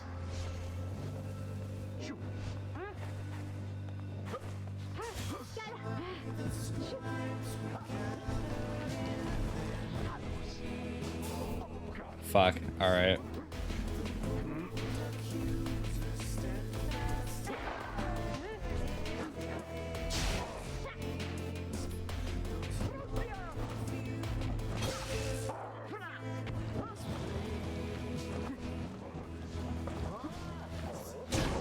Got him. Yeah, I was expecting both of the demons to have the plus 35, but, you know, you imp. Singles out Tiso from across the sacred ground. The indignity which you've brought upon me all these years, tonight it shall be washed away as I return unto my post. Last I toiled in this abominable place, only for you, pathetic wretch you are, you of all things to thwart me and my accusers. Small consolation knowing that the Nightwings fell apart soon after, a misfortune which you doubtless wrought yourself. As for we have clawed our way back to this mountaintop, you sniveling, loathsome little beast. Now it is time for things... Now, this time, things are going to transpire in a very different manner. Just you watch. Tiso stares right back at him, betraying no emotion, and then claws his mask. Certain imp expressions resist translation. Suffice to say, Tiso does not hold Lendo in high esteem. Lendl, whatever. Tiso does not hold Lendl's mother in high esteem either. You go, imp. Dons his mask once more. Why, you, how dare you raise your weakling voice at me? You blasted Nightwings. Would that we could all go free, that I might have you all arrested and sentenced once again. Fuck you. And again, fuck you, Lendl.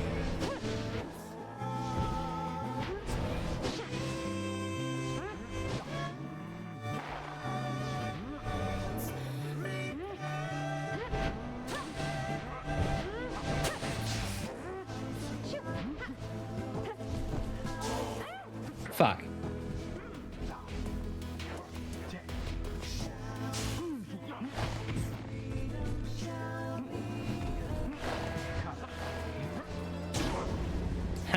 Fuck you, I got the Pyre.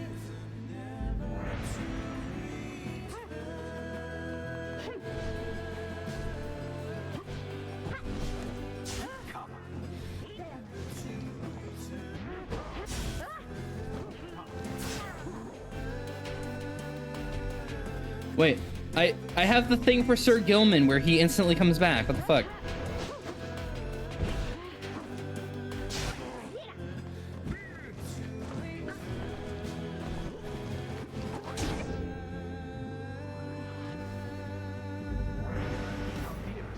Now, accusers, grant me your auras and your anger. We may finally secure our rightful victory against these demons we face. He is channeling the auras of triumphant. Their strength combined with his. This must be aura gain.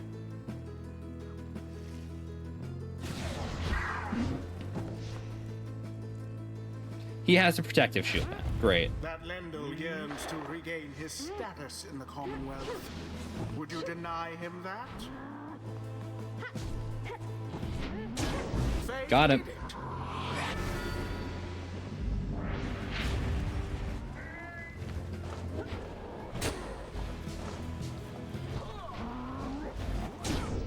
Did it.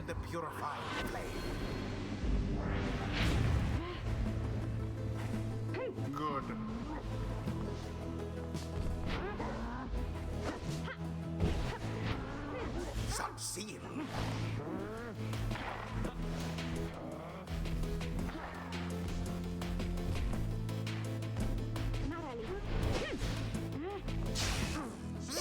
not in glory's path.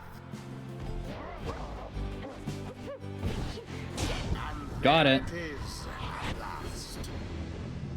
The blasted Right. Nightwings proved their Faye worth. goes free. Their adversaries they defeated utterly.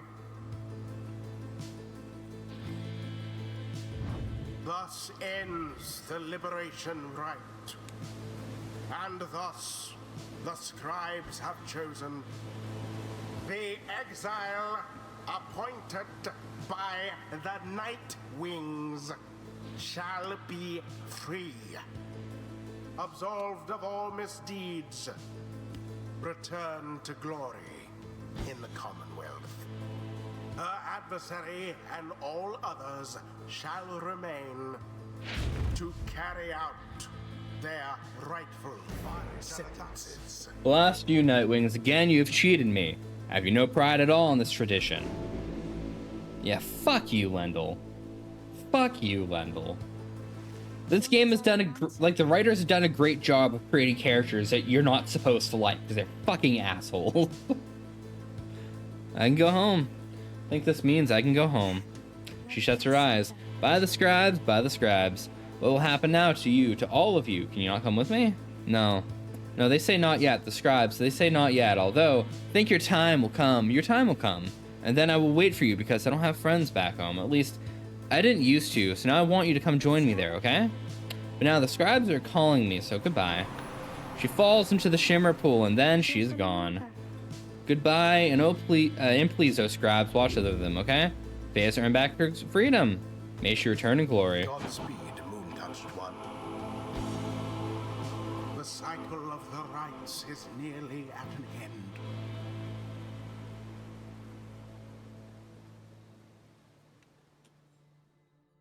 We still don't know Faye's canonical name, but whatever.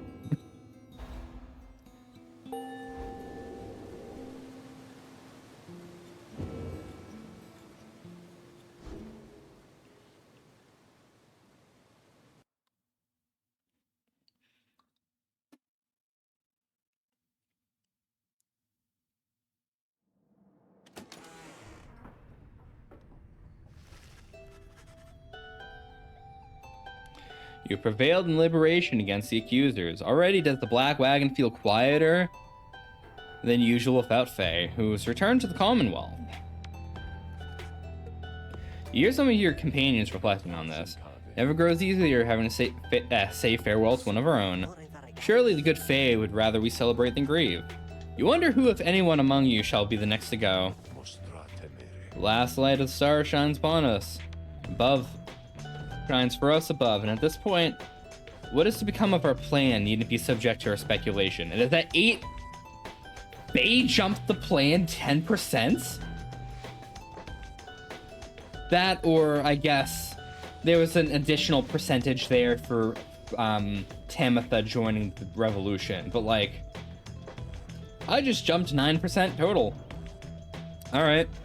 I thought Faye wasn't going to be worth anything for the plan because she probably wouldn't do much, but I guess her hearing the scribes will probably lead them to something. Huh. All right. Needn't be subject of our speculation. I trust that we'll learn the outcome soon enough.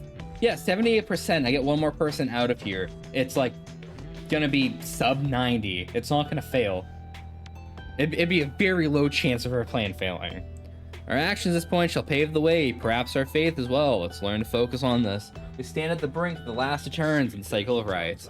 Soon we'll get the final chance to get one of you home. Now, reader, up for a little stargazing?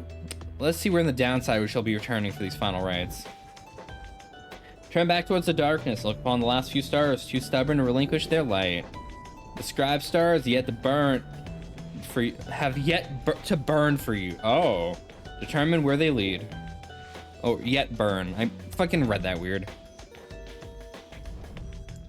I just assumed I'd be going straight to a liberation rite, and I wouldn't have another one of these in-between rites.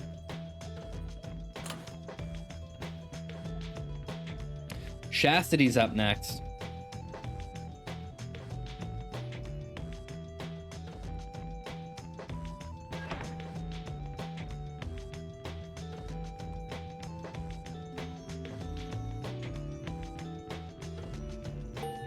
Let's go fuck with the demon nerds, shall we? Even if they pounce us, they're not going to face us in the final trial. Once more, you'd face the Tempers, although, I wonder. Hesitate before saying anything further, you cannot sense his thoughts.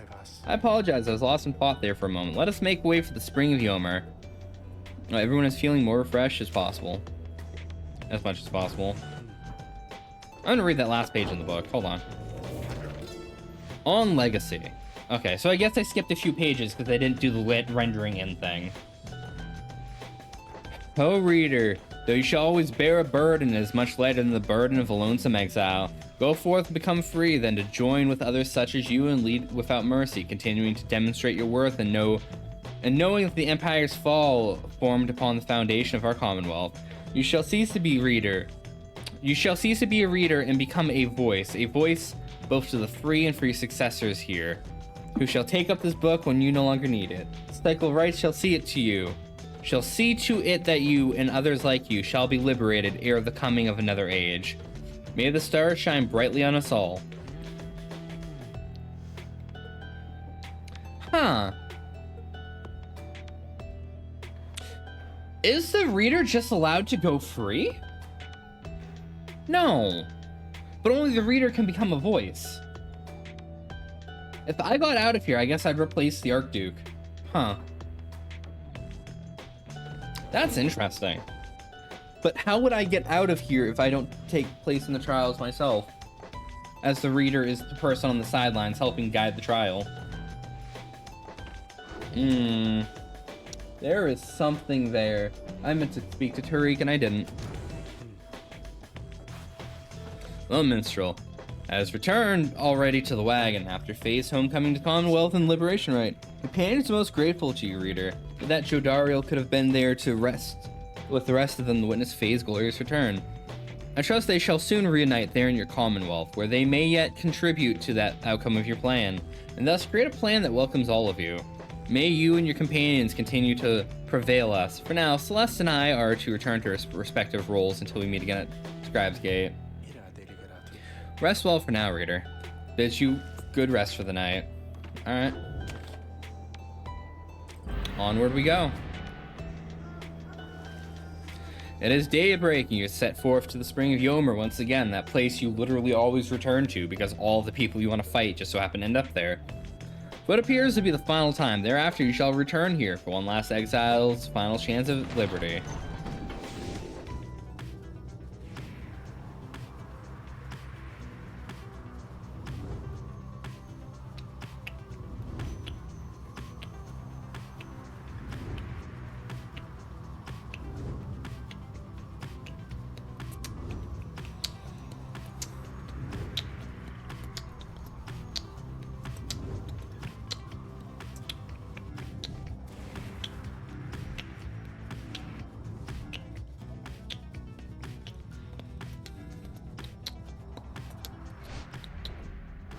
Yomer Valley. Locate the missing drive-in. Intention to explore the barren wastes of Fall Flat were dashed when upon your arrival several of the wagon's strong-willed drive-ins escaped. Fortunately, their disposition towards mischief proves predictable enough, and soon they're all gathered again and accounted for. However, Bertrude has a nasty bite to show for it. Pathetic creatures would bare their teeth against us. Dress the minor wound and which ought to heal soon, but the incident took much of your remaining time today, left both you and Bertrude awaiting a merciful conclusion. -2 quickness. Well, that fucking sucks. I need to do a thing. You.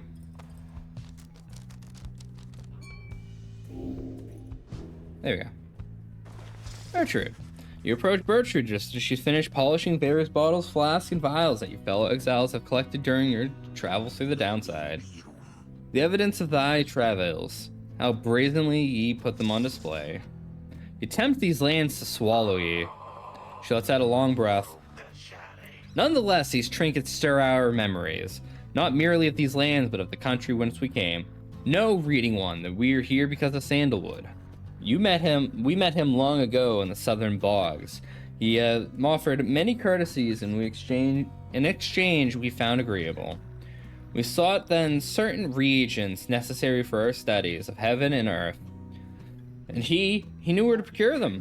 In exchange, we were to boil for him our finest inks, a certain recipe, notorious yet secret. Its stain could never be removed, but the Commonwealth misliked it. 'Twas when we first began collecting samples of the regions of the downside, for Sandalwood, ever true to his word. Long again we had studied this accursed place, black basin, the chaos of the deathless tempest, richness of the bogs, the flagging hands, land so far away, and yet they called to us. A molten milk, unable to traverse the downside in its entirety long ago, 'twas surely not beyond the reckoning that we could do the same. Furthermore, she hesitates. Matters not reading one. Thou hast indulged your tale long enough for now. She slithers away without further explanation. She seems reluctant to discuss the circumstances of her past with Wolfred, and yet, the sense that she's here by choice.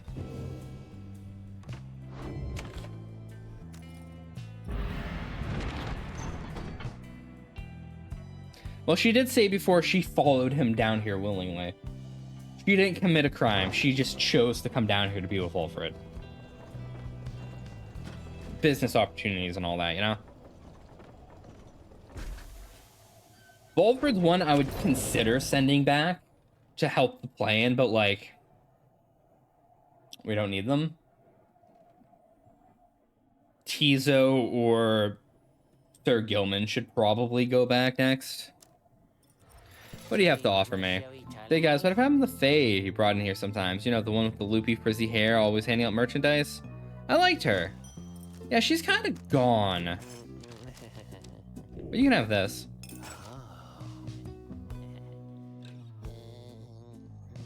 Barrier can vanish adversaries by flinging the orb into them. Oh, that's crazy.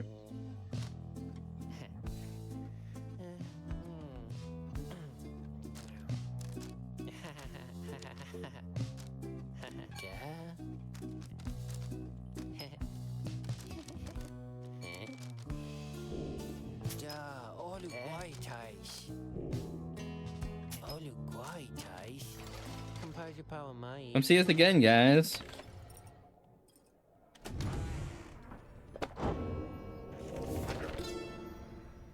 Downside dining. How to sustain oneself with food and drink in a place such as this. The less said of it, the better. Do not complain. Observe, and all above all, keep moving. Sources of sustenance will avail themselves to those with keener sense. In warmer climates, search the ground, break a day of subterraneans. In colder places, dig for them, give them purpose. Drinking pools are rare, but moisture in abundance. Outside of the sand folds. Some is poisonous, take only what you need. Downside limits any opportunity for excess, but improves enough for the amenities to meet the needs of life. One who withstands it cannot help but feel a sense of gratitude. Elements in the downsides often give no warning when they strike, and those keep moving. Make no attempt to settle to reduce their risks. The afflictions come in various varieties. In the bogs of the flagged hands, pallor tends to sink into the skin and then into the mind. Nauseating sea of soul is north of here is difficult for some to tolerate. Very hot, very cold environs bring their specific side effects. My coat is not as lustrous now. My fangs are long. Like all aspects of the downside, these ailments share a purpose to test your body, mind, and spirit. They only appear to harm, accept them, surpass them, and move on.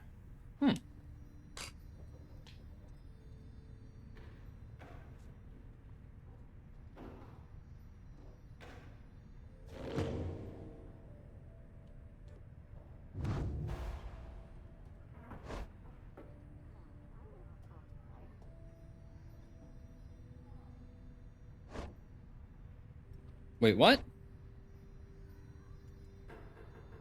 She's been down here 21 years?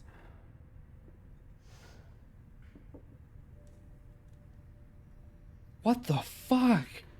I thought she came down here after him.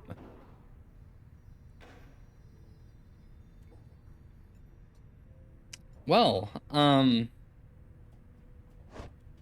guess she got caught first. Fuck, okay. Maybe she deserves to go back. Not that she can, because she's not going to be one of the top people of inspiration. enlightenment, whatever. Oh, fuck. Alright.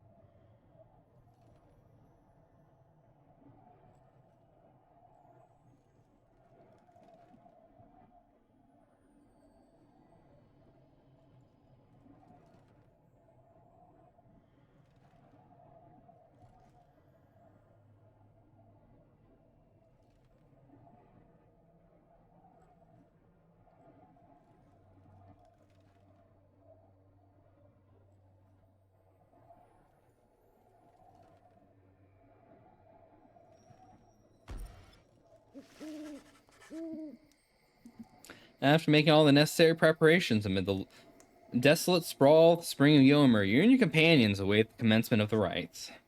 It is quieter than usual at the onset of such events. The lone minstrel appears bearing some sort of news. I have checked, and it appears as though the Tempers have not yet arrived, reader sir. There is no sign of Ignis or anyone. Their sigil is not set either. If what he says is true, your adversaries are not present, then you must presume the rite cannot commence. However, stars themselves soon indicate that you are mistaken.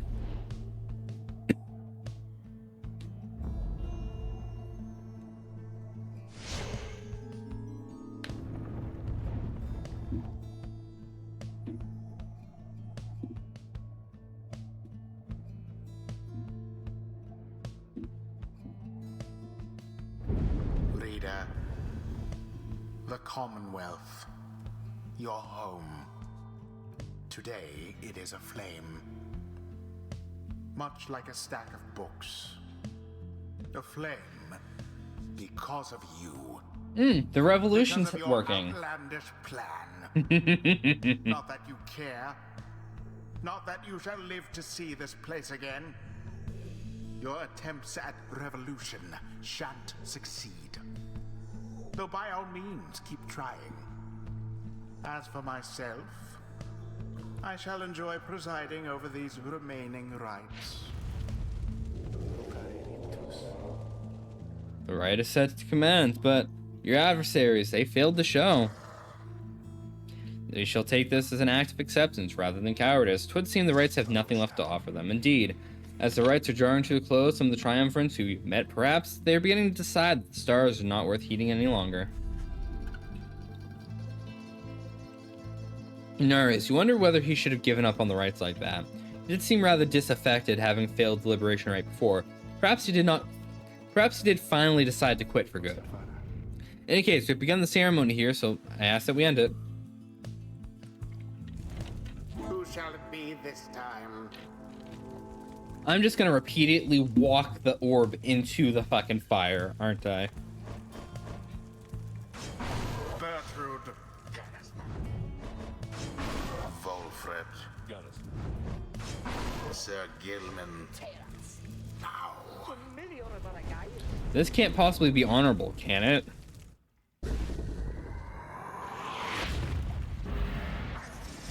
Lo, even your adversaries have abandoned you. And it is done. The Nightwings prevail by default.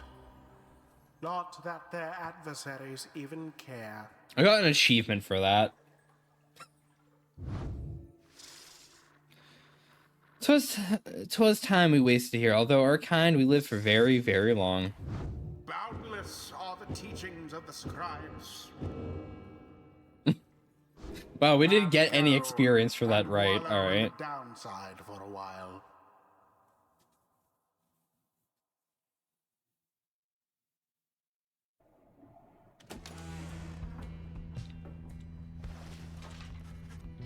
No one speaks further of the Tempers at the back of the Black Wagon.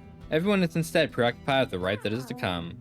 Can scarce believe this is to be the final opportunity to liberate one of your own.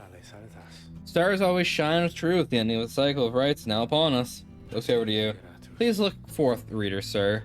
See this for yourself. We may surmise where we go next. The others turn to you, and you turn towards the wagon's door. You know that you shall see out there. Now, however, the time has come to face it. The dim, fading light of the final star still pierces through the darkness, demanding your attention, guiding you towards the endpoint of your path.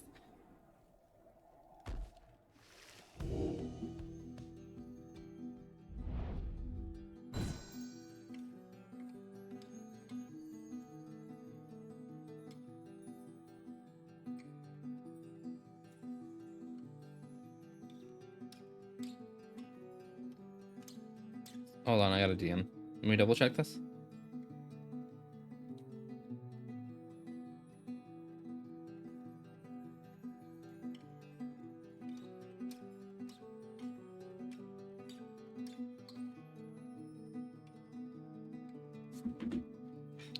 Volfred's planner.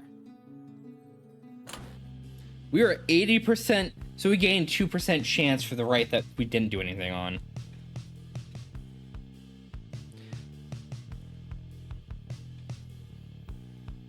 %80 chance for this plan to succeed. And should we put one more person up there, it'll be at least 90% chance.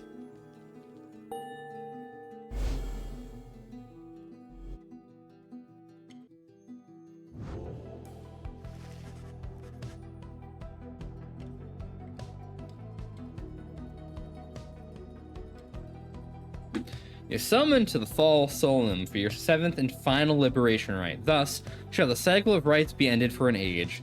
You sense that if your rite shall ever commence again, it shall not be during your lifetime, or any of your companions, even the longest lived ones.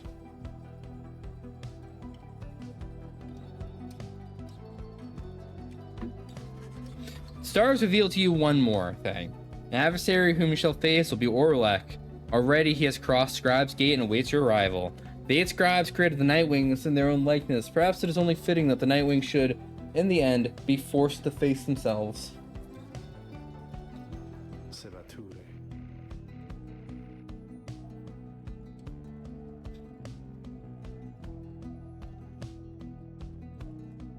It is a shame that we should have to confront Orlek in the end. Our goal should never have been to cross purposes. Been at cross purposes, rather. I'm surprised that this is what the scribes desire. For now, maybe best that you recover until dawn. Regain your strength best you can for the coming trial. Rest well, reader. The group disperses and exhaustion sets it. At dawn, you fly to Mount Elodial.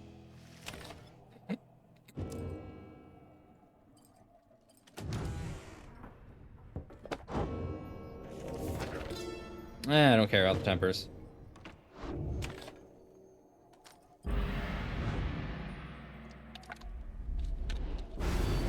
Foolish reader, your so-called friends, you are accomplice to their hateful plot. Nah, fuck you. We're overthrowing the They are government. exploiting you. You just don't want to lose your role. Freedom.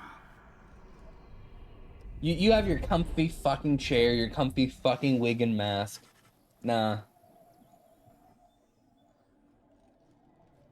By dawn, you're already up and about. After a troubled slumber, the Black Wagon's prepared for its final voyage to the Fall Solium. No one speaks.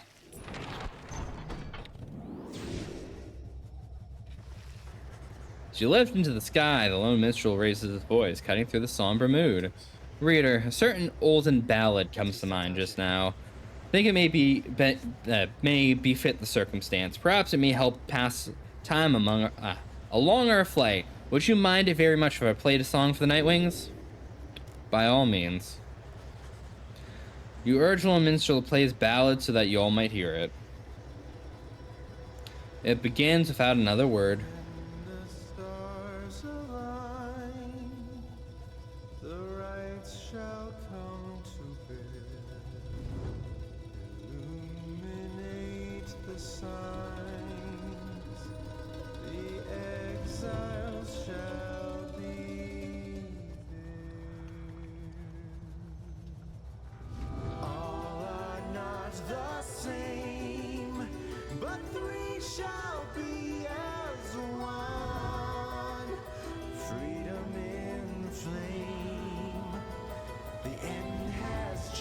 just begun. Strength may break our own, but twisted make a brain. Together on their own, the journey shall be made. The journey shall be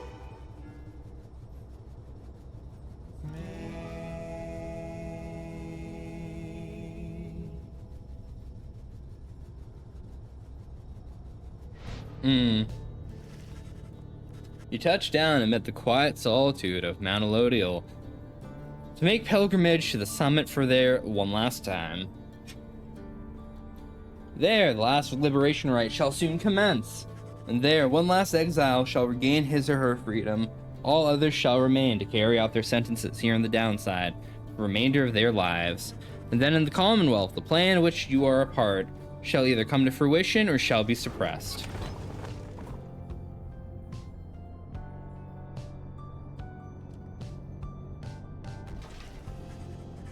Having landed, you join Sir Gilman in an expedition. The monument of Jomer Many-Mane, for it is likely to be the final time.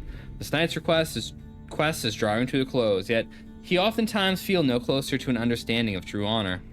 Here he is on the verge of his good companion's final opportunity at freedom. He thinks only of himself, but nay, his thoughts are very much with him, for it is only thanks to them and you, good scribes, that this knight is even here. This knight's final quest is to see one of his good friends go free. That this one last time, that matters to him more than honor. Soon he is finished. You return to the Black Wagon in silence, as though Jomer Many-Mane has shown you favor.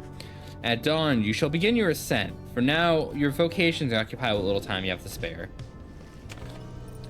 So Gilman would rather send somebody else home than go home himself.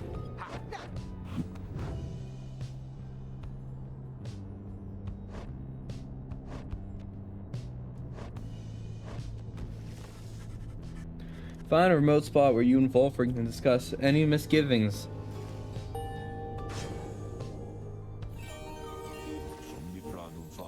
Yeah.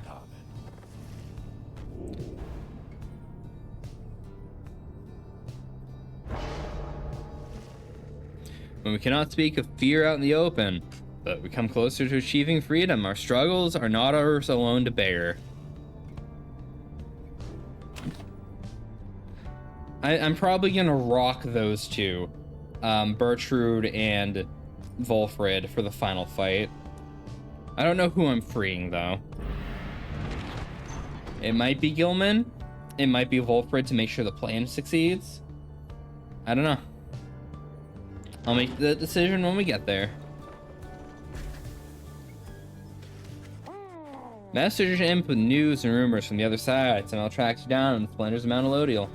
The imp's message pertained to Faye, who you liberated at the fall of Solium, whose past transgressions have been forgiven since her return to the Commonwealth.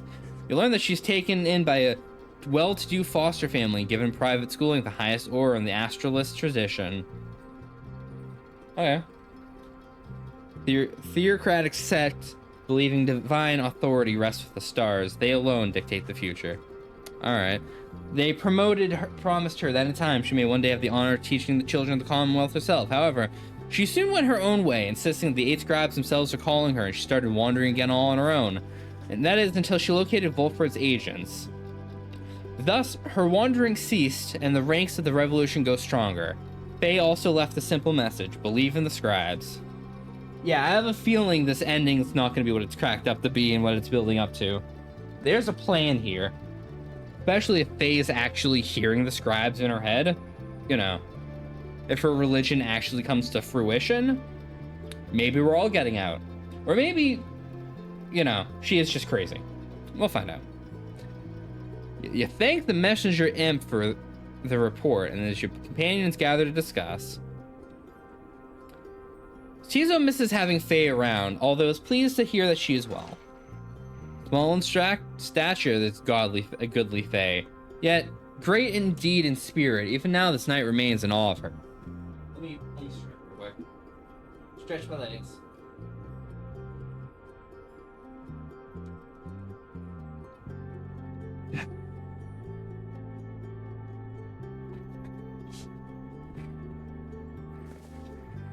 She has the manner of saying that one. She knows in her heart that the traditions of the scribes. That one, very powerful indeed, a sorceress of sorts. A certain air about her, most intriguing. The news of Faye's liberation fills you and your fellow exiles with newfound resolve. Companions gain +1 hope for the next rite. Wish Faye luck.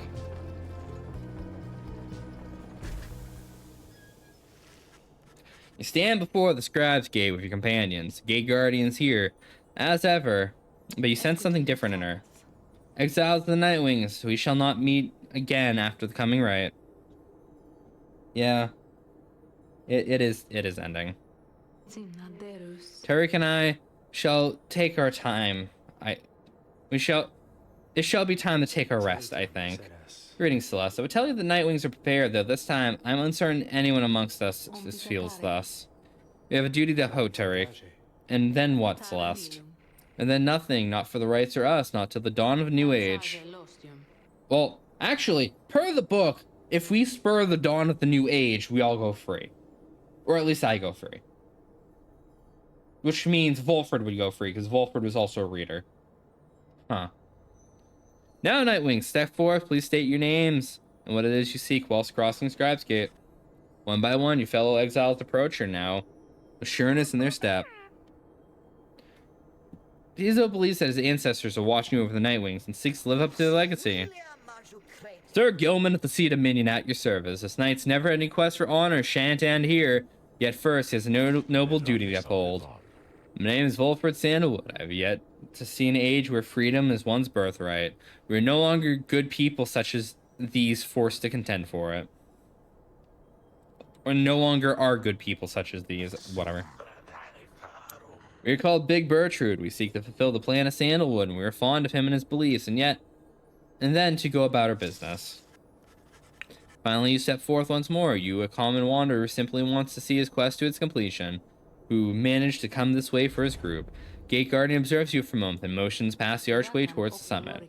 The 8 scribes bid the Nightwings welcome. Go forth with glory. Except for you, Tariq, you stay right there. I thought you said, the rites are not ended yet, Tariq.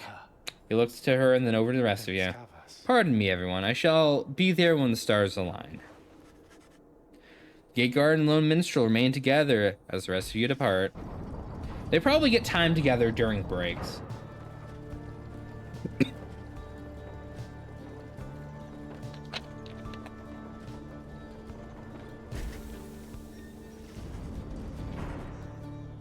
You've gained the summon of Mount Elodiel for the 7th time, the final time in which any of you shall have a chance to leave the downside.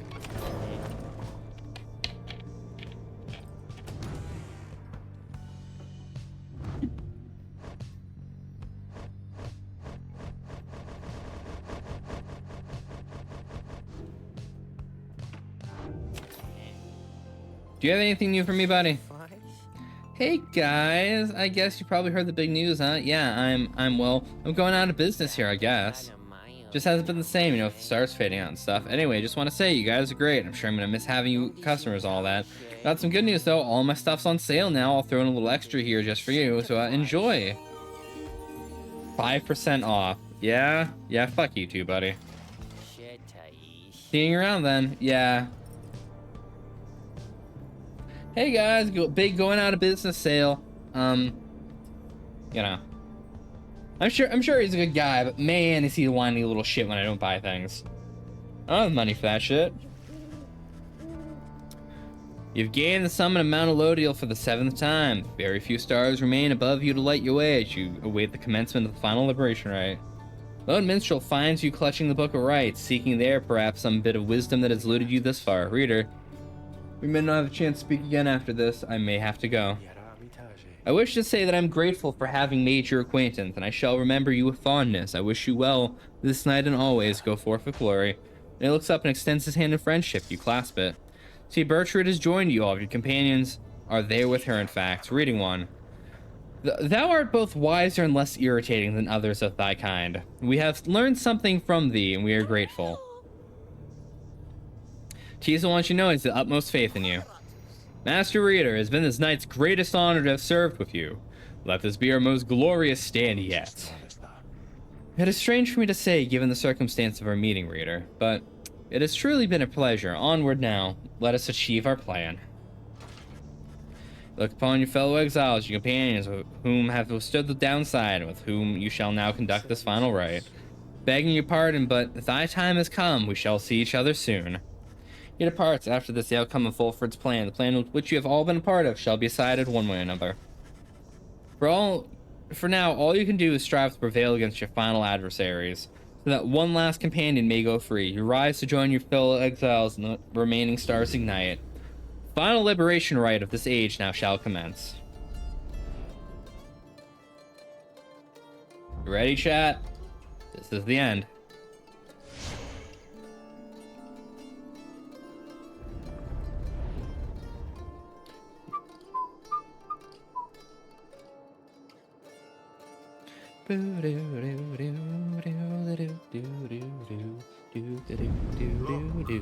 For one last time, upon the fall of Solium, dear reader, hear me for one last time. For soon, the few remaining stars shall fade away, leaving you stranded there for your remaining days in that forsaken land where you deserve to be. The rabble that you roused here in the Commonwealth shall be put down. The exiles whom you liberated all shall fall in line. But first, let us get on with this last liberation rite. You face none other than yourselves, each so unlike the glorious Nightwings of yore. 'Tis a shame that one of you shall soon be free, for you deserve each other.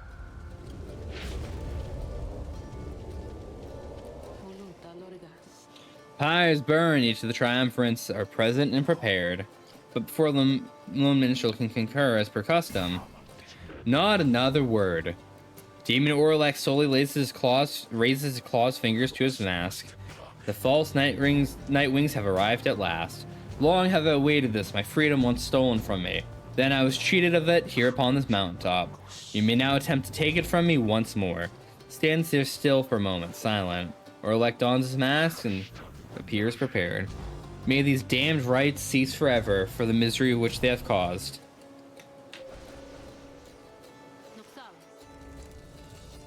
Nightwings, we shall not meet again after tonight, and the cycles of the rite is all but ended. Thus, I would have your decision on whose behalf shall you conduct this final liberation rite. The one who you appoint, or else the exile Orlek shall be returned. Godspeed, reader. You know what is at stake better than I. I have utmost faith in you to make the best decision and conduct this rite with glory. Now, the Nightwings, the stars, remaining light grows dim. Your decision, please. Time to choose who, if among any of you, shall go free for this one last time. The rest of you shall remain in the downsides to the end of your days. One by one, your gazes meet your fellow exiles. Wolfred, Sir Gilman, Bertrude, Tizo. Your fellow exiles, your companions, your friends, together, you have come this far, but now on the downside, the rites conspire to tear your group apart and disrupt your plan.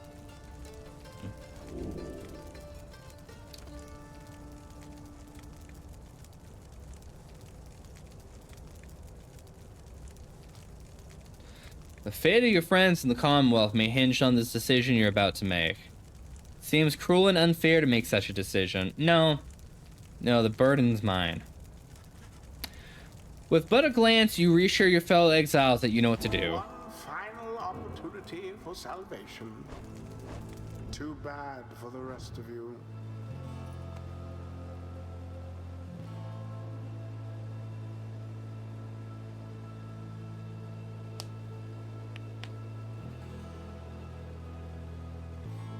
Honestly, him returning isn't a terrible thing.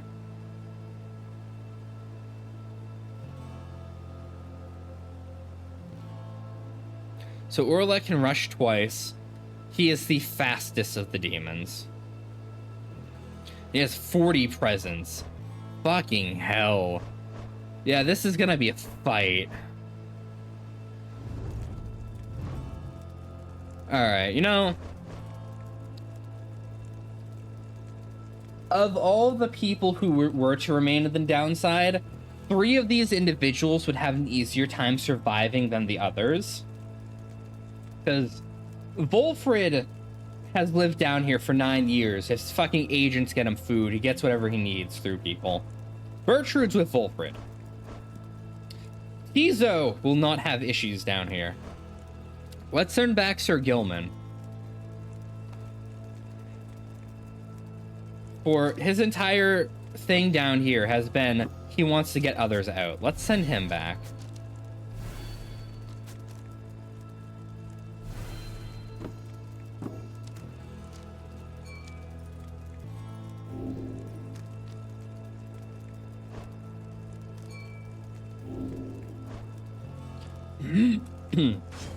Sir Gilman.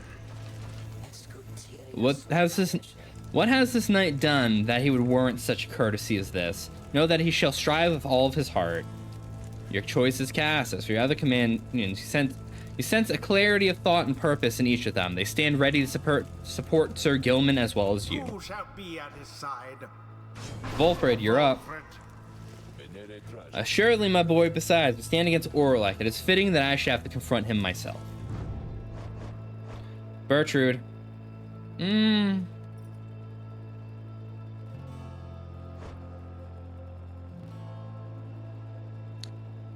No, let's have Tizo go.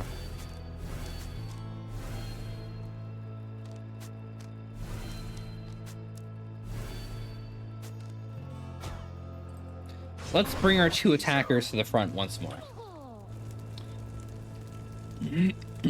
Tizo is ready to do whatever it takes to see Sir Gilman reclaim his freedom on this night. Sir Gilman doesn't deserve to be down here. He was chasing after a coward. Those who are my adversaries, then. And who is it, I wonder, who asserts his will over that group? He sends Orlek searching for you, almost reaching out to you. You, the shadow of the false Nightwings. They are nothing to me, but you would relinquish your own liberty for sake of them. Strange. It is fitting, then, that I should have to face one such as you. Then Orlek stands ready, signaling for his 2 allies to do the same. By the light of dawn, the cycle of the rites shall cease. Let us see who can finish this ordeal before the time. Sky above begins to shudder. The final liberation rite is about to commence. Tariq. I am prepared, Celeste. Then let our song this evening shake even the stars themselves. Aye, Celeste, let's make sure of it. Alright. I have to deal with that demon.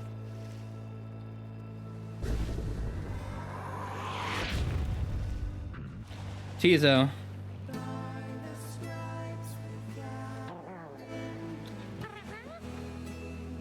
Tizo recognizes Orlek and greets him tentatively. It's good to see you. Orlek reaches his masking turn. How is the horn? Is it mended? Ah, so that's who gave him the band-aid. Oh, that's why he prizes the band-aids, because they were from Orlek. I see. Indicates his horn has not bothered him for a long time now, thanks Orlek for it. Good. Full recovery then, but it's unfortunate to see you standing there with them, Tizo. Come with us, no questions asked. The proposition seems to catch Tizo off guard. Indicates that he will not abandon his friends on their quest. He seems to be pleading for Orlek to stand down, to listen, and not to give in to anger. Orlek shakes his head, puts his mask back on. This is something I must do, little one. Tizo dons his mask in turn and chirps nothing more. Begin. The final chance at liberation age. Yeah, he has a fucking big bonfire too. You wear the raiments once again. I cannot simply stand aside and do nothing, Orlek. Yeah, that is what you did. When we last stood together in this blasted mountain, I fell and you simply stood. Orlek, what shall it take you to be convinced that I have no part in your betrayal? Orlek seems to consider the question, but only for a moment. Give me my damned freedom. Let me prevail here and now. Would you promise to uphold our plan? It's not telling me your percentage anymore and bring about a better Commonwealth? No. I make no promises. I owe you nothing. Then I'm sorry, Orlek. My love for the country comes before all else. More than your freedom and our friendship is at stake. Your love be damned, Volfred. Let us stand as adversaries then.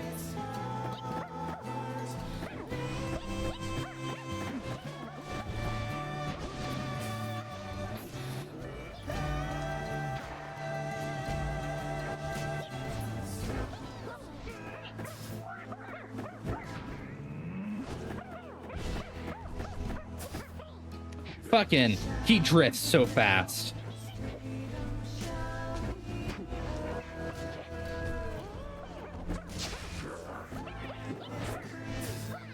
You fucker.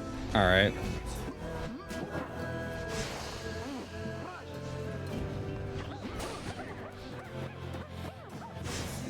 You fucking, okay.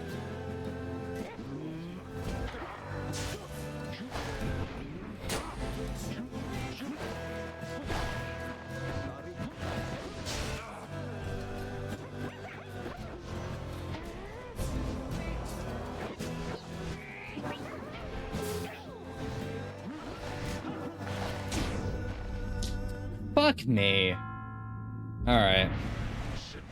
This is gonna be how it goes. Once my attackers are in, they're not gonna be able to do much, and they're gonna only throw the ball to win. Sky rains ash. Soon shall your pyre's own mingle with them. Just then, the skies above begin to ring down fire. Final throws of the cycle of rights, the ending of the age. Alas for Gilman. How he has changed, that Warlick. Grown old and beauteous. I need so many more hits than they do to win.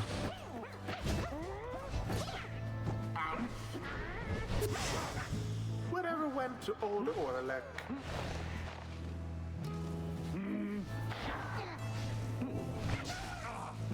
Fuck.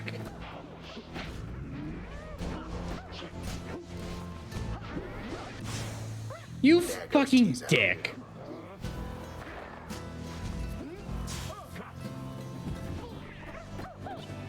Volfred is not a good attacker or defender beyond his ability. You... okay.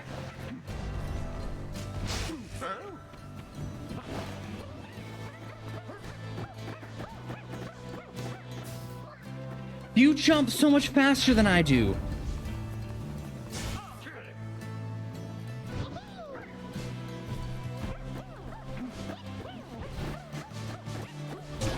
Got it. Scribes. Okay, now we're even. Wonder shall the Nightwings press their luck. Magnificent. Now we're ahead.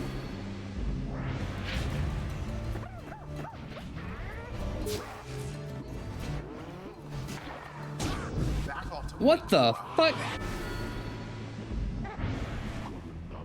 All of you shall rot here. You shall rot as I have for these many years, you false Nightwings, who deny me my rightful victory.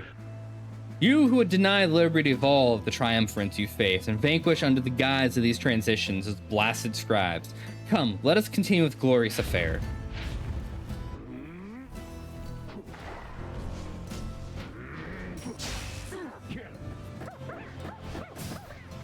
He is so much faster than I am. Gilman banished.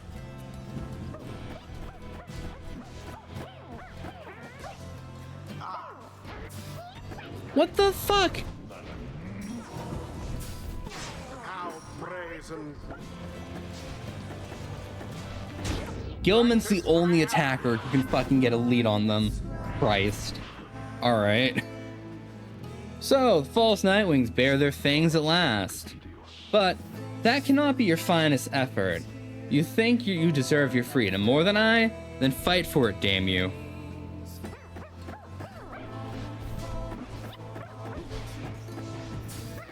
Wow. Alright, asshole.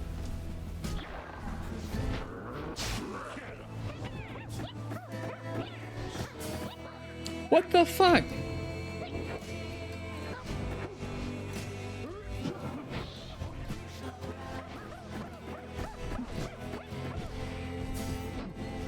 Wow, they can kill him so fast.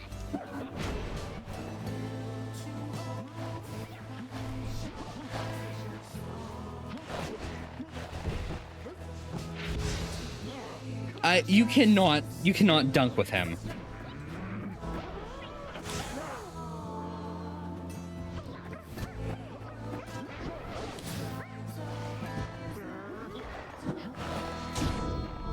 That missed. That would not have gone straight in. It went over my flower, which is off center.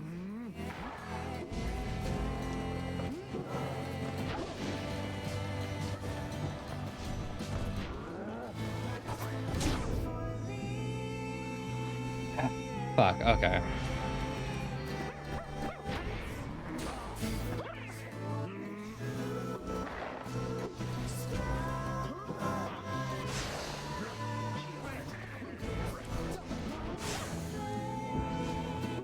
What? I thought that killed him. No, I'm restarting this if I lose.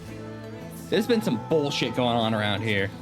Pyre's flames now threaten to die out at any moment, or like makes a sound like laughter, but nothing he says prepares for the one last assault against your side.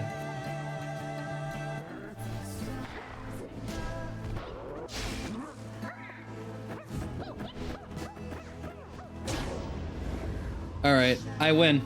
Gilman takes the ball last, I win. Orlick stands breathing heavily. He looks back on the thin line of flame that is a smoldering pyre before turning his attention back to your triumvirate.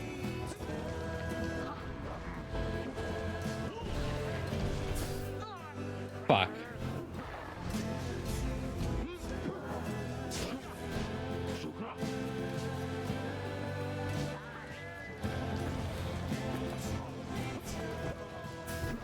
What?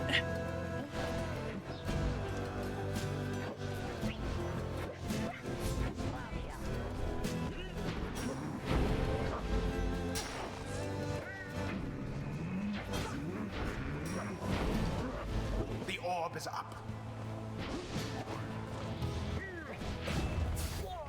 What the fuck? Seemingly unfair. No, very unfair. Fuck you. I'm redoing that. There was some bullshit that happened during that fight. I'm not accepting that outcome. Fuck that.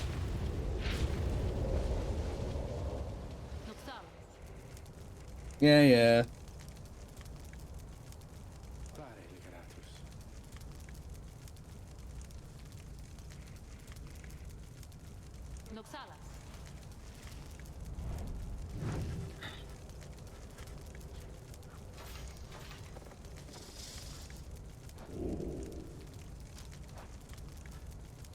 One final opportunity for salvation. Too bad for the rest of you. Alright, you know what I'm gonna do? I'm gonna rock Bertrand. Volfred's just not easy to do anything with towards the end here. That's what's fucking me. Tizo can't get the thing in on his own if he doesn't have any backup either. Those would be my adversaries then. Then who is it, I wonder, who shall assert his will over the group? Yeah.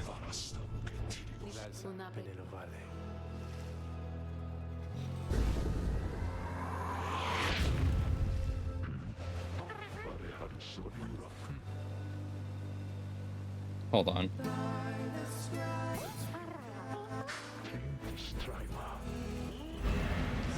Begin.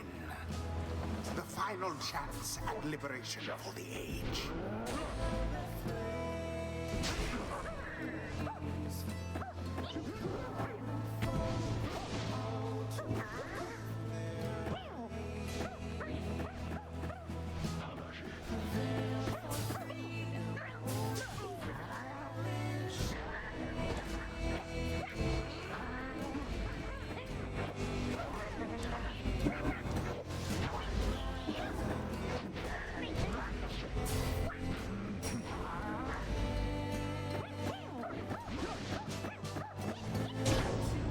All right.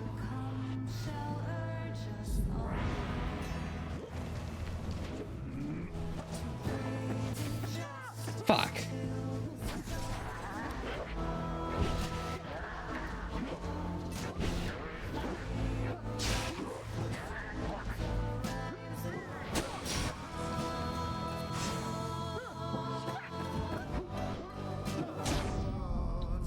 That was bullshit. Gyrane's Ash. Yeah, yeah, yeah.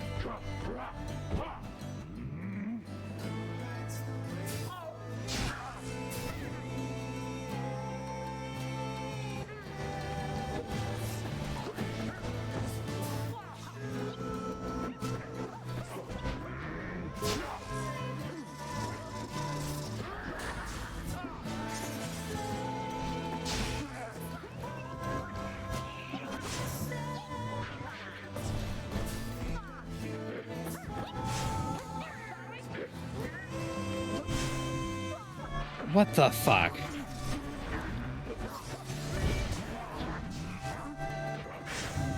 What? Are you just gonna camp on my thing? Fuck you. Really?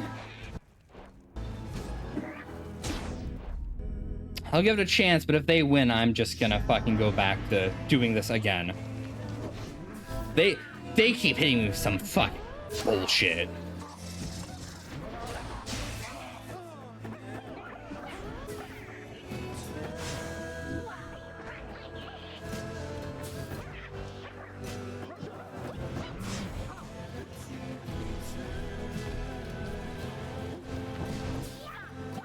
Like, what is that shit? They're so quick to react compared to anything else prior. Let's restart this again.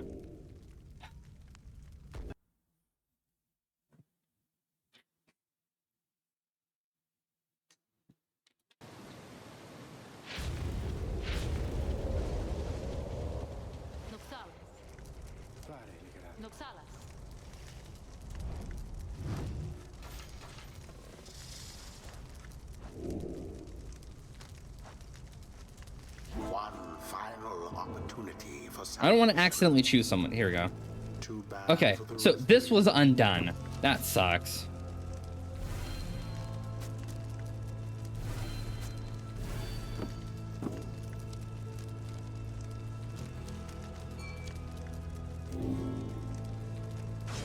Sir Gilman,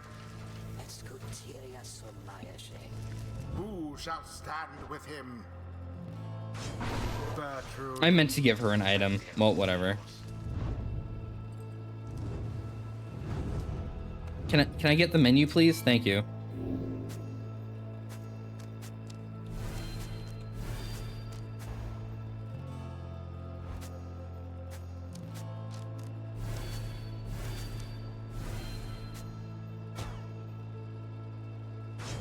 Tizo. Fine.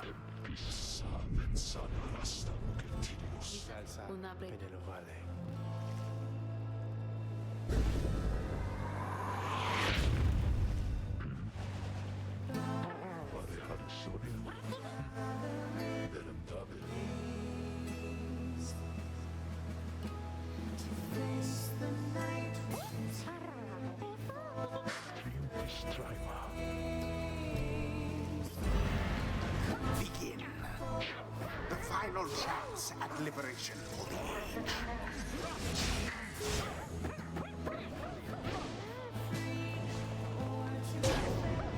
Get fucked.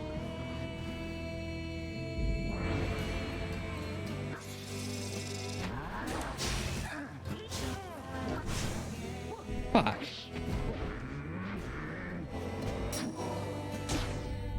It is bullshit that they can just do that.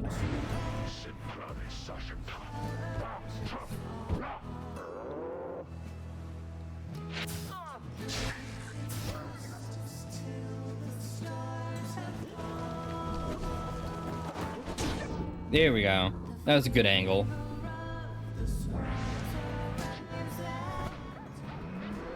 He started with the fucking ball.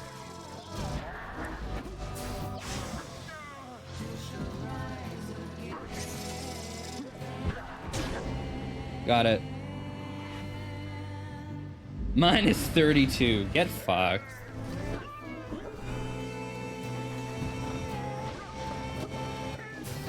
What? I didn't throw, I jumped. What the fuck?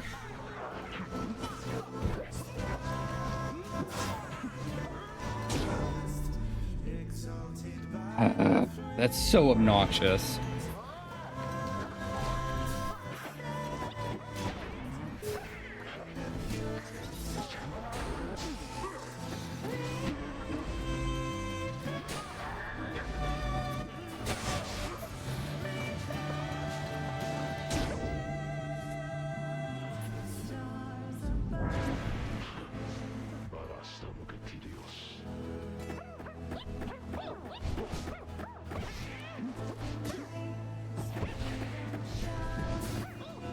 What?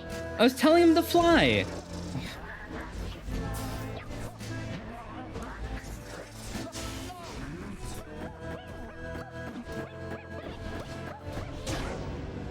Fuck you. I need one more dunk. And Sir Gilman has it. What?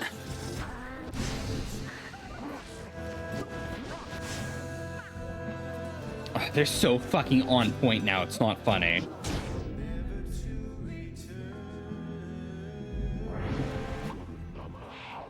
And anything they're gonna get in, they're gonna run it in like that. So I'm not gonna get the benefit of them being down a person ever.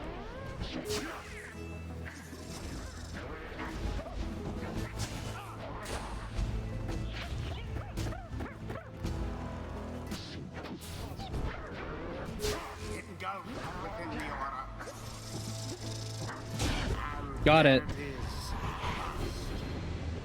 Oh, fuck. Fuck those guys. Prevail in a riot against each of the other triumvirates. Achievement get. Rather convincingly, I must admit. Thus ends the liberation rite. And thus, the scribes have chosen. Can it truly be this night? And all of us, we have indeed prevailed. Look upon Sir Gilman for what you expect. The last time you see each other, any moment now, the shimmering pool shall engulf him. Any moment now, he shall return to glory, join with Volfred's agents of the Commonwealth to achieve the plan.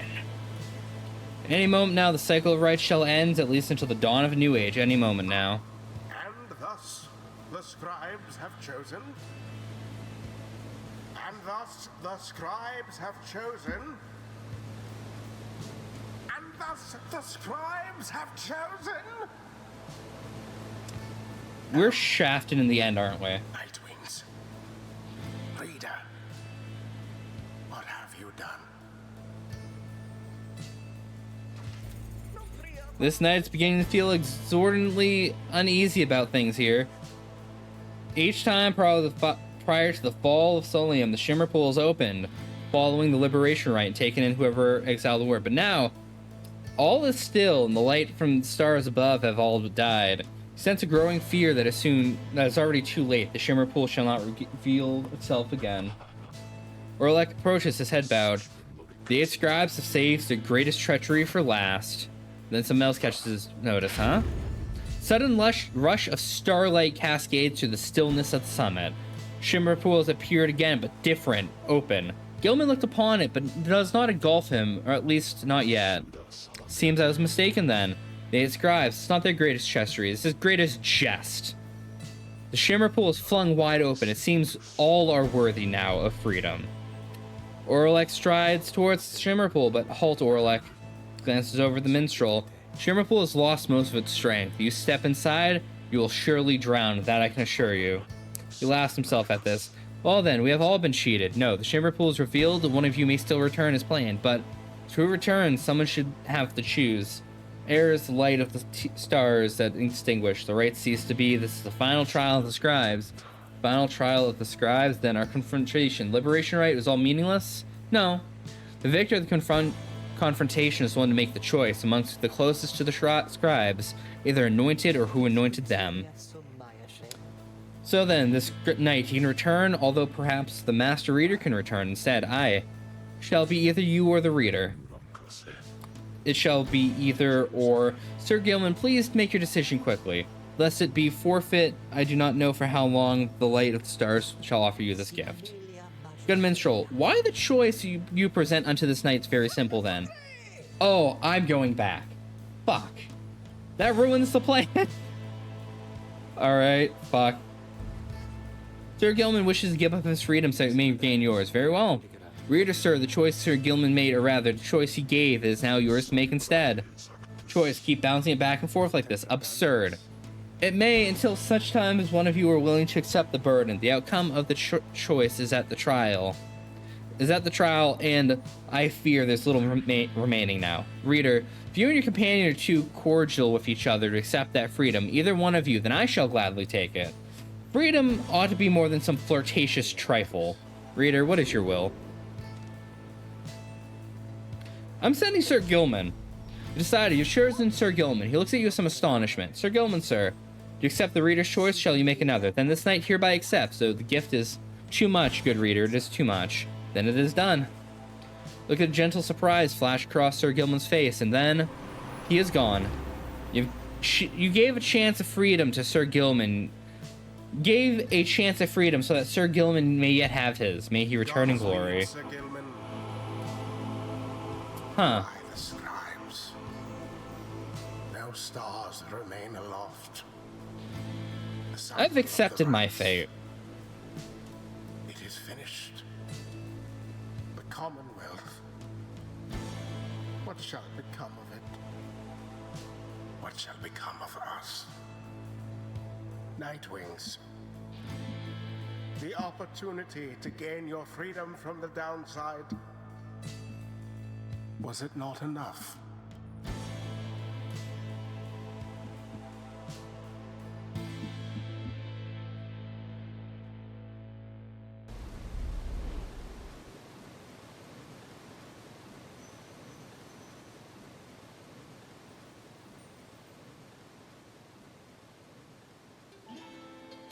That night, the exiled Sir Gilman returned to the Commonwealth. He was to be the last. The stars had faded. The cycle of the rites had run its course. He found the Commonwealth in great upheaval, spurred by the efforts of 5 liberated exiles. Volfred Sandalwood's revolutionary plan has incited the masses. These exiles in the starless sky pretended the return of the scribes. People surged into the streets, shoulder to shoulder, led by 5 exiles. Their voices shook the heavens. The leadership of the Commonwealth panicked. No blood was shed that night, and by dawn it was over. The leaders of the Commonwealth had cast themselves back into exile or joined this new cause. And thus, in the 838th year, the Commonwealth had fallen. The new Sovereign Union declared its sovereignty in the next year. Among changes, its elected leaders ushered in. They vowed never to cast their people into exile. They abolished the old Commonwealth decree forbidding literacy. Today, we still remember all this. We remember the exiles of the downside and whose deeds at the dawning of our age, whether they returned or not. Complete your quest for freedom. Campaign get.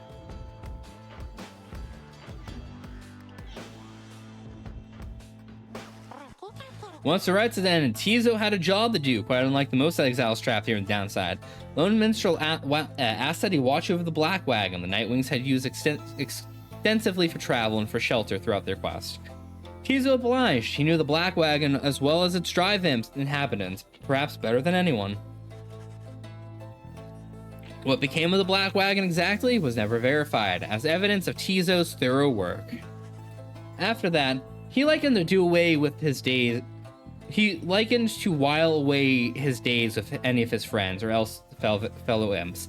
Sandalwood sometimes called for assistance, and Tizo would happily oblige.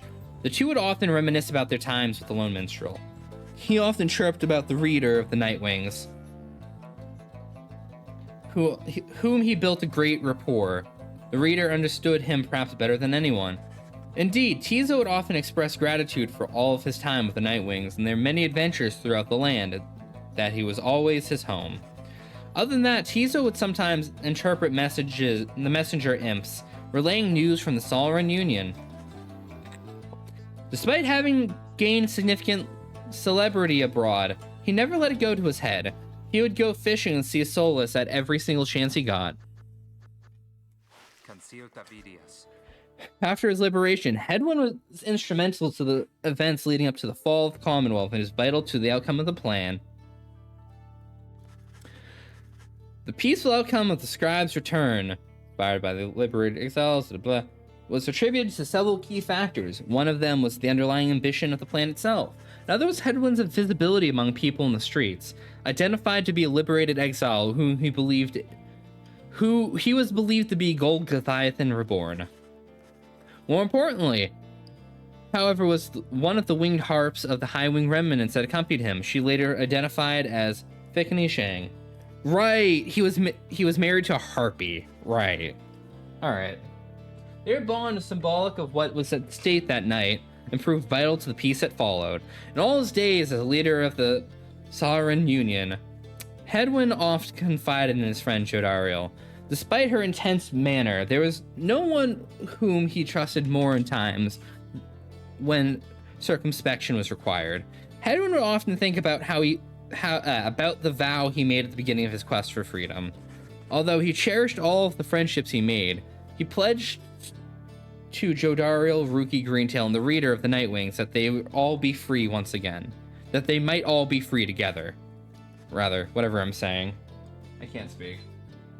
My brain is dead, my chair is uncomfy, my back is sweaty.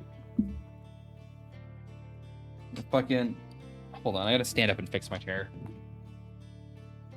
It's like, it's wrinkling behind me as I try to fix it.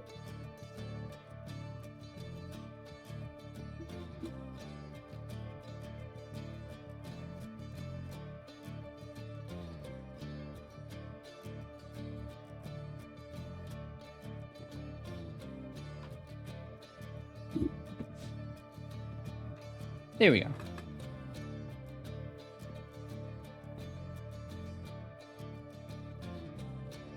He had broken that vow, for in the end, not all of them were able to return. A terrible guilt over this darkened his mood for a time. However, the others whom he still knew lifted his spirits, much like he had often lifted theirs. All of the Nightwings knew the stakes. While the others who stood with the Nightwings were not all able to remain in contact with us, Hedwyn thought of each of them often. So in turn did they think of him. Fixing my fucking hair because it's all screwed up. One moment. Okay, I'm gonna take a sip of my water here.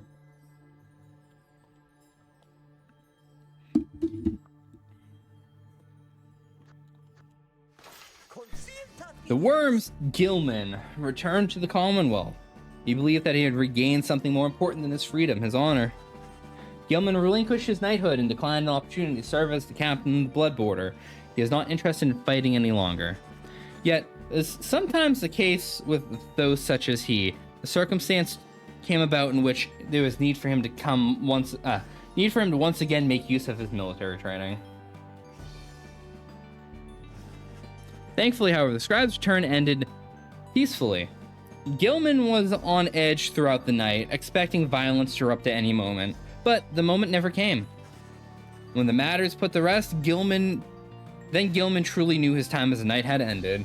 It declared those within earshot that he would never fight again. Unless, of course, there arose some other inextraordinary set of circumstances, again requiring him to fight, but he certainly hoped not. He still trained regularly just in case, especially with his fleet-footed friend Rookie. He was always grateful for having studied under the Reader of the Nightwings, without whom he would never have completed his penance. Because of this, and perhaps because they were on opposite sides of the world now, Gilman dedicated his life to him. By that point, he had forgotten about his days under the leadership of Sir Deluge and their former commander. Breaking free of his abusive leadership was the first step towards gaining proper respect. Or proper self-respect. Gilman never did return to his homeland, the Sea Dominion, and was content to lead a monastic life on small residence in the hills. It was high up enough to keep him striving to conquer his fear of height. Other than that, an intense daily training regimen, the occasional visit from an old companion, was more than enough to keep him optimistic and engaged. He knew by then his honor was not something to be won, but a contract with oneself, to be renewed each day. After the cycle of the rites ceased turning, the records what happened to the Black Wagon of the Nightwings became inconclusive and contradictory. Some accounts suggest that the exiles of the Nightwings who remained in the downsides continued to make use of the Black Wagon as their shelter and as their mean of travel. However, there's no record of what happened to the wagon's contents, such as the Book of Rites, the Beyonder Crystal, said to be haunted by the apparition Sandra the Unseeing. One possibility is that the lone minstrel took his leave. He took the Beyonder Crystal with him, or he was thus obliged. By this line of reasoning, however, the Black Wagon itself should have been taken also. Others remain skeptical of Beyonder Crystal ever existed, or rather that the visions that were granted were anything other than the result of an active imagination or a fever dream. Bog dwellers of the southern bogs still offer another explanation, for they are familiar with these binding enchantments. If there existed such an object in which the Sisters of the Ark had been exiled for more than 800 years, then the enchantment could have expired along with the light of the stars. So in the end, she may have gone free. What that was meant for Sandra and the Beyonders is difficult to say for certain. Others, other than it may have meant they were finally released. Nevertheless, the fates of Sandra and the Beyonder Crystal remain unknown. Yet, those exiles of the Nightwings who claim to have seen this apparition all spoke of her with degrees of reverence or perhaps a little fear. After Rookie Greentail earned back his freedom, he returned to the lavish welcome ceremony in the Commonwealth, as was his tendency for liberated exiles. Everything was what he could have hoped for, and soon he was well off, surrounded by luxury, choosing between various exciting opportunities. However, he was given into his better judgment. He did end up siding with Volfred Sandalwood's revolutionary forces, as promised. On the night of the scribe's return, Greentail was there with the others, inspiring the masses. He never looked prouder, the very image of Yomer Manymane himself. When the dawn finally came, it became clear that the Commonwealth that everyone knew that there would be no more. That the Commonwealth that everyone knew would be no more. He realized how many new opportunities awaited. He began a lucrative career for himself, manufacturing and selling replica merchandise inspired by the downside. His main struggle was to meet demand. The aspect of his commerce cautioned him against making light of such a thing, but money was too good, and soon his family was well off, as it always said. One of his orders of business was to seek out one of his old companions, Pamitha, to whom he took a liking during their quest for freedom. They bonded further over love of drink, supported one another through uncertain times as it lay in store. They also kept close in touch with Gilman, ever the perfect practice partner. They would train together, often taking care to stay in tip-top shape as much as possible throughout the years. Greentail always did his best to keep in touch with his many friends, and knew that he owed his fortunes to them. He made a special point of staying close to the group of friends he came to know so well during his time with the Nightwings, wherever they were. They shared a special understanding that put even Greentail at a loss for words sometimes. The Commonwealth had never provided a sense of home for the one they called Faye the Fair. She was surprised on her return that she was so well treated. She felt uneasy about it, perhaps. And besides, she knew she would do her best to fulfill the pledge she had made to her friends. Even she could not have expected the impact that she would have made on the events that followed when she gave rise to our Sharian Union. Despite not fitting the image of any of the 8 scribes, Faye nonetheless stood out alongside the others amid the teeming masses on the night of the scribe's return. She spoke of the scribes with such conviction and sincerity that the crowd was very moved, and after the fall of the Commonwealth, there was a renewed interest in the legend of the 8 scribes, and many new interpretations of their histories and teachings. Faye found herself at the center of all this. On her way of speaking continued to compel a growing audience. She swayed many people of their astralistic beliefs. Soon the 8th word, theocratic set believing the 8 scribes more than mortal, their words divine, which had lost favor for the people during the reign of the Commonwealth, sought her out. They asked her to formally join, and she did right away. Through it all, she would wonder how her little friend Tizo had fared. While they were divided now by great distance, he always remained in her heart. She cited her relationship with Hold on, I need to drink again. I'm getting a little fucking dry cotton mouth, whatever, dry throat.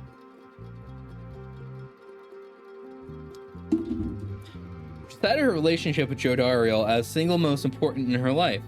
Jodariel would always provide for her perspective and the wisdom of experience. Faye was always devoted to her faith, but more so her friends. Many people in Siren Union cited that her gentle manner and unwavering conviction helped them brave the changing times with courage and grace.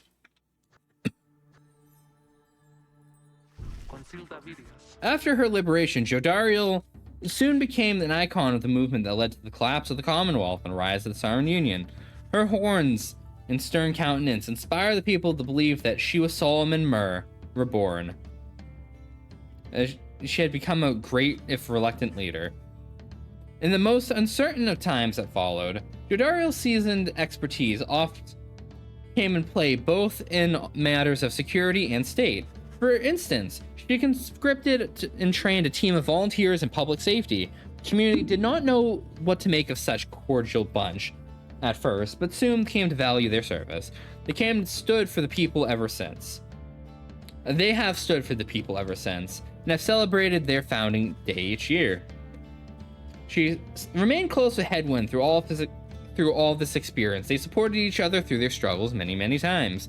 Kept an eye on Faye, who nonetheless demonstrated a surprising knack to get on by her own. Though, Jodariel was always willing to provide assistance, just in case.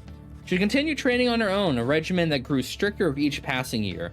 There were those who sought to train with her, sometimes, and she sometimes obliged. Those remained one other constant in her life. She would always remember her days among the Nightwings with fondness for the most part. After regaining her freedom, Pamitha Thane found herself in a difficult position. Having once betrayed her people, the Highwing Remnants, she knew she would not be welcome in her native home. She did not trust the Commonwealth either. Instead, she found her place among Volfred Sandalwood's agents, who were busy doing their part to fulfill the plan. As it turned out, the plan was a success. Pamitha stood shoulder to shoulder with her other fellow former exiles, and truly they were a sight to behold. A disturbing rumor spread that night that the Highwing Remnants were slated to mount an assault, which for some reason never came to pass. Pamitha denied any knowledge or involvement. Afterwards, Pamitha played an active part in negotiating terms with the Highwing Remnants, the new nation that had become the Siren Union. Her previous attempt at something of the sort led to her exile, she must have felt some satisfaction to succeed this time around. Can't fucking read. Sometimes later, Pamitha had an unexpected run with Ruki, with whom she had spent a fair amount of time traveling while traveling with the Nightwings. I can't fucking read. It is never ending. Under these new set of circumstances, it turned out the two had more to talk about and rather more in common. They would often put to test which was able to outdrink the other. It is unclear as to which one of them prevailed in that contest in the end. One day, Pamitha received an invitation to return to the Highwing Remnants, which she was to be fully pardoned. It was there she ran into her blood sister, Tamitha, for the first time since her exile. Their reunion was not as amicable as Pamitha had hoped. Tamitha, still resentful of their history, turned violent. Pamitha would later brush aside the incident, though always had an injury to show for it, and yet from that point on, the blood sisters were back on speaking terms, at least for the most part. Later, when asked, Pamitha Thane admitted she felt as though she had no home to call her own. It was during an interview that conducted amid an extensive trip abroad that she had traveled thousands of leagues beyond the Siren Union. Pamitha continued the journey thus, stating that it reminded her of when she was younger, she could fly unfettered. No. Several exiles of the Nightwings cared more for the plan of Sandalwood than to return home from the downside. The crone called Big Bertrude was a prime example. She had found a suitable environment to live within the dismal region as the Flagging Hands. There she had built up a thriving place of business known to many exiles of the land.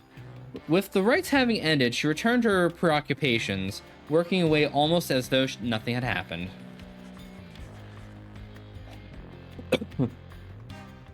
When one gets to be more than 400 years of age, perhaps, then even monumental events such as the culmination of the rites and the collapsed Commonwealth seemed trifling matters.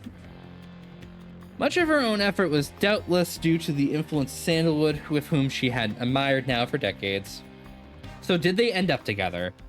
She had made it clear that he could not requite her feelings for him.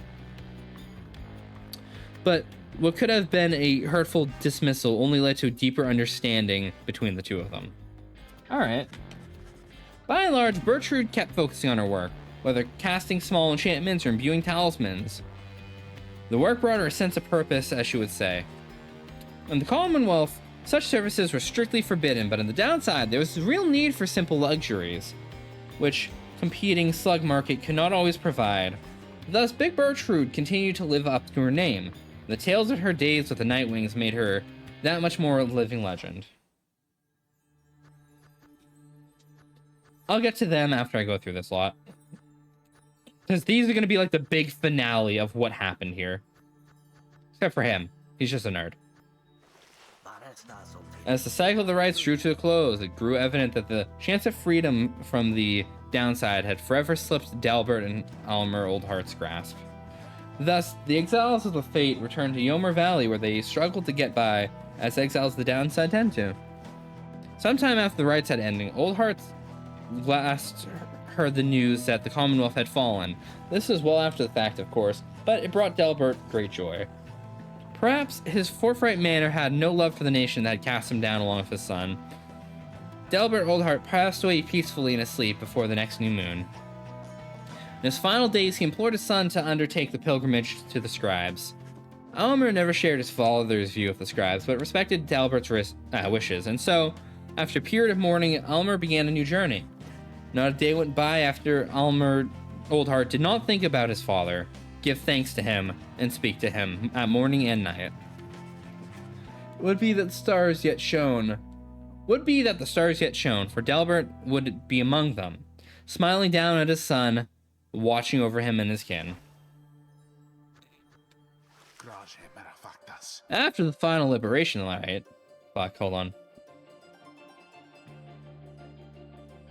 Lendl refused to believe that the rites had truly ended. He would sit through the night after consecutive night, staring into the blackness of the sky, awaiting any sign that he might gain another chance at freedom. No such sign ever came. His fellow accusers started to express great concern for him. Survival had become their top priority once liberty had slipped from their grasps. But Lendl dismissed them as weak fools. He insisted rather forcefully that any evening now the stars would shine for him again and mark his way towards his inevitable freedom. He was, of course, mistaken. The others in his triumvirate, which were left with little choice but to abandon him. After that, the exile became known as Lendl the Liar, was never seen again. Yeah, fuck him. However, there has been since sightings of bedraggled demon who wanders the downside and bears Lendl's cruel countenance, suggested he may yet live. All his life, Sir Deluge has fled from the one danger only to find himself facing another. He had escaped the war-torn waters of the Sea Dominion, he had escaped the blood border in the Commonwealth, and now he had escaped the rites. After the rites had ended, many exiles wrapped up in this ancient task were crestfallen as their last chances to return home vanished with the star above. But Deluge did not mind, for this outcome meant that, at last, there was no burden of responsibility weighing down on him. While most of his fellow exiles, Pyre yet longed for the waters of the Sea Dominion, driven ever by their impulse towards conflict, Deluge settled down. With him remained one of his loyal companions, Lady Seagrass. He had taken a liking to him for some reason. Reportedly, they disappeared into the waters of the Worm Gulf and have begun to explain the significant increase in the worm population observed in the vicinity. I see.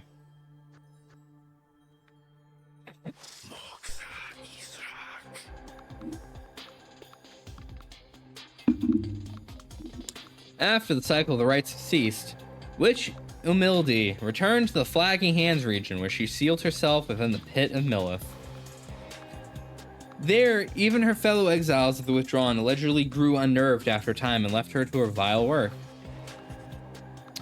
Sometime later, the Pit of Millith erupted into flame, so intense that the conflagration that it could be seen all the way from Yomer Valley. Arson was suspected, though the cause was never verified, and many bog dwellers in the region were forced to flee. Blowing tempests from the north finally quenched the flames. When at last the ashes settled, the ground had cooled, and the site of fire was scarred beyond recognition. No trace of witch and mildew could be found. As for the contents of the pit of Millith, which notably included a profane object thought to be the remains of Yulash, all of it was gone as well. Back in the Sauron Union, Yomildi's repeated threats of return of Fuckhead were thoroughly investigated. No credence of any sort was found for her claims. Yeah. Barker Ashpaws never found interest in return to the Commonwealth. Burr has always found its bylaws to be stifling, so the rites had ended. He did not care at first. He grew very bored. The rites had given his life a certain sense of structure he always needed. He missed the raw anticipation of it all. He continued conducting the rites for the thrill of it. He bent some of the rules, replaced some of the objects, but it was close enough. His packmates' dissidents proved more than happy to participate, and thus they ran against each other back in Yomer Valley. Gradually, other exiles familiar with the rites, as well as those who had not heard of it all, started taking interest. I should have ended that word like it was fucking trailing into a sentence. They ended up giving Barker Ashpaws some healthy competition. His old feud with Rookie Greentail ceased to mean anything to him. He forgot all about it amid his new pursuits. Ultimately, even Barker Ashpaws, who had led the directionless existence at that point, found something of a calling through the rites. Whenever he took the rites less seriously than any other exile of his time, or more, was oft debated by those who watched him work. And thus, he started up Sports Ball. As soon as possible, after Timotha Thane earned her back her liberty, she rejoined her sisters, the Highwing Remnants, in the mountains north of Commonwealth. Commonwealth believed that someone such as she could be rehabilitated through years spent in exile. Instead, her hatred for her ancient enemies only intensified. One night, on the night of the scribe's returns, Highwing Remnants were poised to strike the Commonwealth with a decisive blow. I guess my choice to send Pamitha back helped. They had received credible intelligence about the expected positions of the Commonwealth leadership and specific weaknesses in the blood border defenses anticipated that night. After a surgical procedure, Tamitha could fly again. Wait, why did they offer that to Pamitha? Alright. Almost as well as prior to her exile, she insisted on spearheading the attack of the squadron of Harpies at finest. However, just as Tamitha's squadron prepared to crash down upon its foe, she received a signal to belay the attack order and return to the mountains. It appeared that the people of the Commonwealth were on the verge of achieving what the Highwing Remnants were never able to accomplish. Ever dutiful, Tamitha obliged. Her sense of duty took priority above all else. Soon after the fall, Tamitha attended a debriefing in which her blood sister Pamitha was also in attendance. Tamitha was very skeptical that Pamitha could have played a beneficial role in the preceding events and lashed out at her. Pamitha made no attempt to elude the attack and struck full on. This cost Pamitha use of her right wing. Yet after she recovered, she shrugged the incident aside and said maybe they could call it even now. From that point on, the Blood Sisters kept formal distance, but were cordial with one another. After the rise of the Sauron Union, Timothy Thane continued to serve as a flight tactician and remained respected and feared among her kind. However, about war to wage, she grew more distant even than usual. Those closest to her surmised that her inability to reconcile the Blood Sisters that was part of this, though for her part, Timothy never once admitted any such weakness. Oh, it's so much reading. When Manly Tinderstout realized the rites had ended, he could no longer return to the Commonwealth. This ancient means, he was outraged. He cursed the scribe, spewing forth such a slew of blasphemy as the very unbecoming of one of his high status and bearing. When last he calmed himself, he focused all of his energies on attempting to find another means of homecoming. He maintained regular contact with his wealthy family on the other side via messenger imps, and used their vast resources to explore the other means of escape. He tried using an elaborate pulley system. He attempted to retrofit a flying black wagon with superior propulsion, tried an imp raft, he tried a hot air balloon, even prayer. Nothing worked. There's only one way to escape the downside, and now it was gone. Chandrasev bankrupted his family in these vain attempts. At last, such was his shame that he retreated back to the teeming woods of the Black Basin to Cinderroot. And there he yet wallows, complaining to his comrades of the chastity who still put up with him, either about his own misfortune or the latest news from the other side.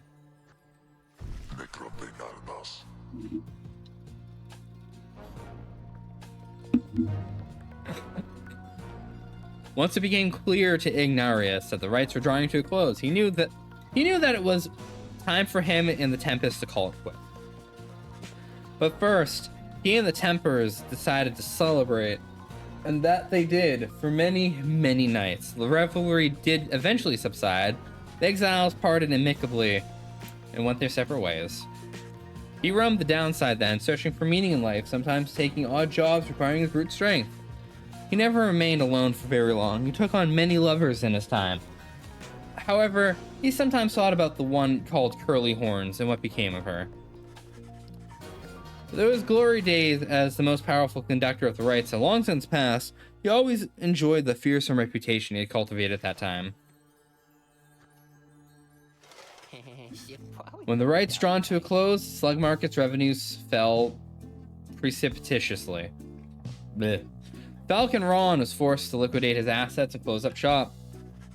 Yet, sometimes the case with those of an entrepreneurial leaning, this time a hardship led to an epiphany, or at least a sudden change of fortune.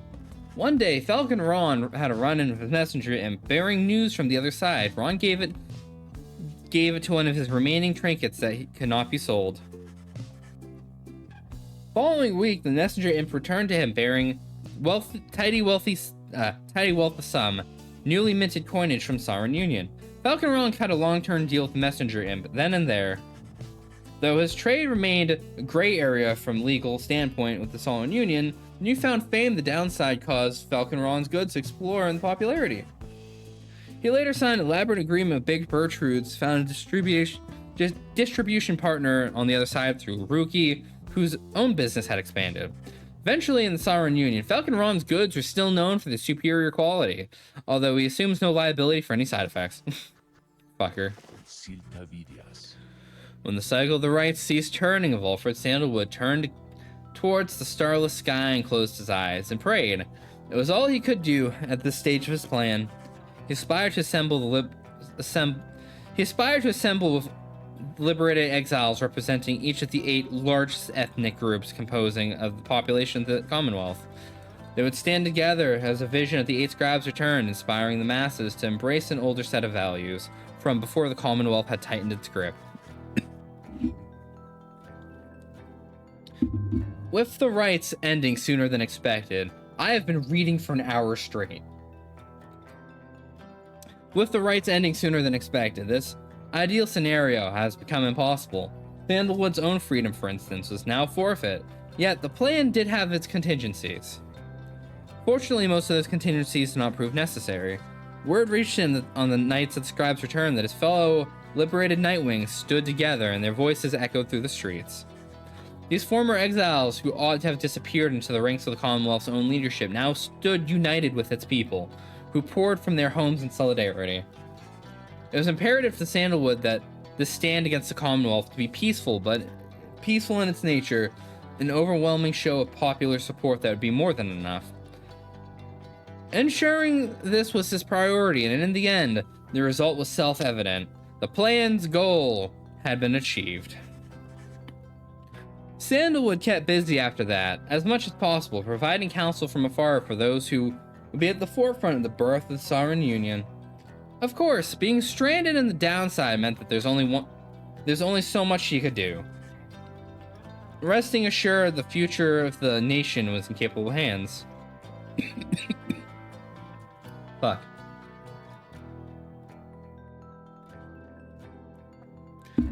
I need a moment's break. Fuck. I don't want to lose my voice. I can feel my fucking sinuses tingling when I talk. Resting assured that the future of the nation was in capable hands, he turned his attention to the remaining exiles of the downside.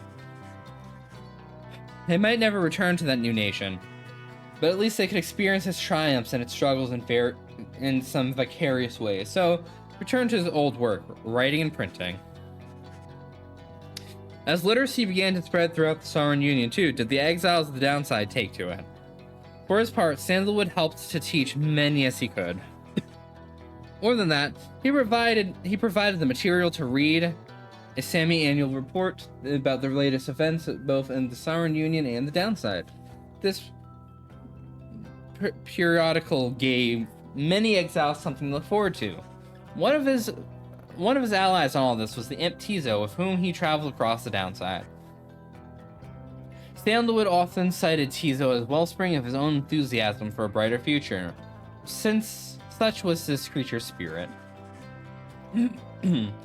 He welcomed the company of the reader of the Nightwings at every opportunity, and counted him a trusted friend and a keen editor. As Volfred Sandalwood gained more fame throughout this land, all of his sacrifices, contributions, it is said that he remained steadfast in two things. The first was that the cause itself ought to remain in focus. The freedom that the people had achieved, it was a gift to be cherished, a set of values that need to be nurtured. Second point was that he himself had little to do with the outcome. He would often praise the exiles of the Nightwings who had stood with him, each in turn, by name, never forgotten any of them. One day, to commemorate his birthday, the people of the Sauron Union unveiled a monument depicting him and the Nightwings as imagined in their prime. While Sandalwood did not learn of it until much later, it was said that he was moved to tears then by the gesture. He had since ensured that those of us with memories more fallible than that of Sandalwood likewise remember the achievements of his fellow exiles and of their cause.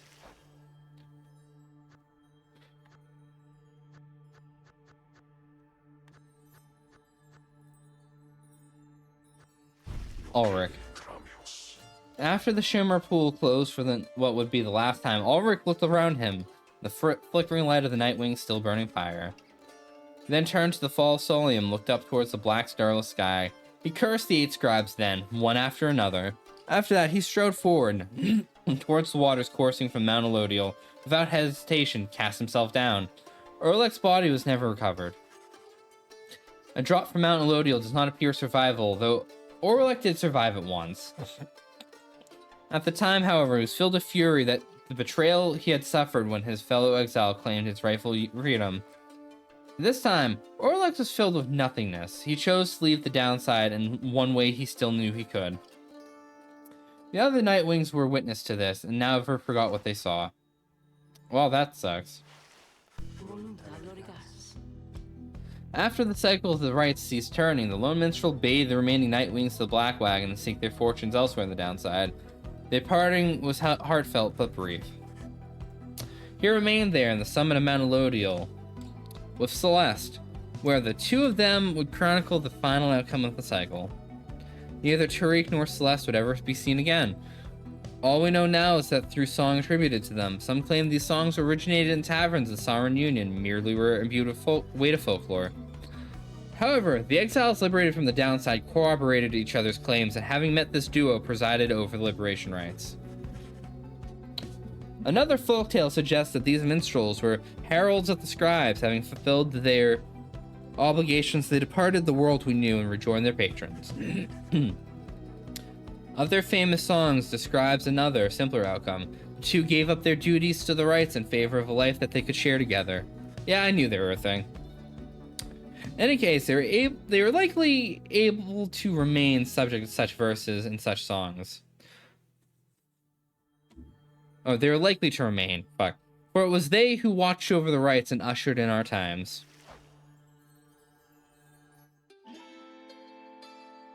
There's one more account which warrants mention. The Nightwings conducted the rites under the guidance of a reader. Little is known of him. However, some accounts of him beginning to paint a picture. We knew he was of common birth, always directionless and prone to misremembering at times. The journey to the downside left him close to death. It was then the Nightwings found him. They brought him from the brink. He showed him and he showed them the path. He pressed onward with the others. Did not know how far their path would lead. Thus, the cycle of the rites commenced its final turns. When the final rite arrived, the reader's freedom was at stake. In the end, however, he remained in exile. From that point on, accounts of him diverge. It is said the voice which troubled him he never heard again. Some say he opted for a place to settle on the downside, though whether that is true only he knows. Someday, perhaps, the reader's own star shall emerge, and then it shall pierce the dark of the night in all of its brilliant glory. Until such time, ever after, all of us give thanks. Their journey began on a barren waste where the reader arrived, afraid and alone. Pretty good game. Pretty good story. Fuck. He arrived, Writers did a great job. book of rites awakened the Nightwings and ignited the flame. They follow the stars bound together, strands in our brain till the end. We sing of the last of the Nightwings who, having broken the cycle, shall live on in song. Headwind prevailed and strode the path that his heart laid before him. He has found his way home. I'm just turning that up real quick because, you know. Captain Joe Dariel, mother to many a foundling, she has found her way home. Rookie Greentail has proved his worth and returned to his family by the grace of the scribes. They follow the stars bound to Man, they must have had to re-sing this verse for every fucking name. strands in a braid till the end.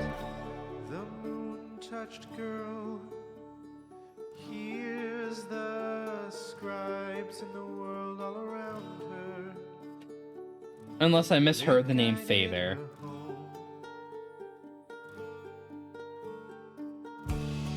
Tis all the wise, ever faithful to the cause of the Nightwings. He remained to the end. Sir Gilman the Bold, ever in his quest, finding honor and glory, he has found his way home. Pamith the Thane, having pleased the scribe, seeking only forgiveness, she has found her way home. They follow the stars. Oh, they said they follow the stars. Thought it said they follow the stars. Okay. Strands in a braid till the end. Bound together, spirits tether, strands unbroken, strands unbroken. The great mastermind, Wolfred Sandor,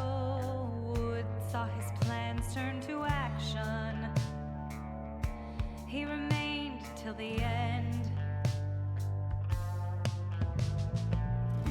The bog dweller Gertrude kept their foes at bay with her finest enchantments.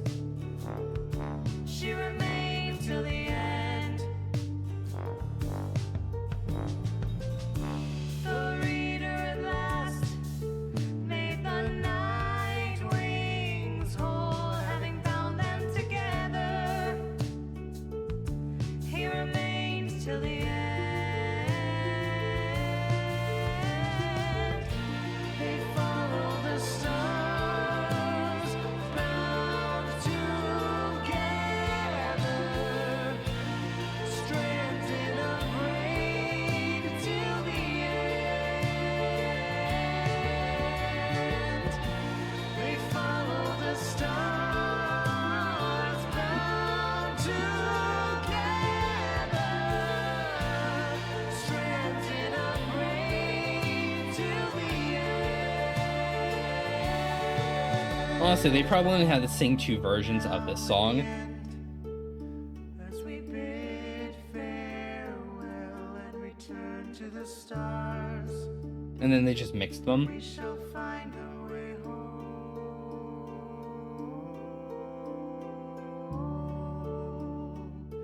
We shall find our way home.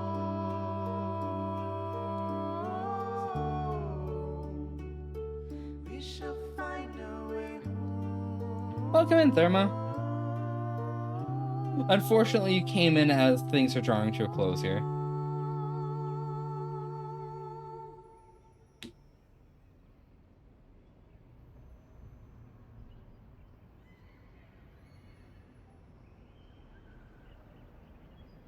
Hydrate? Alright. Water become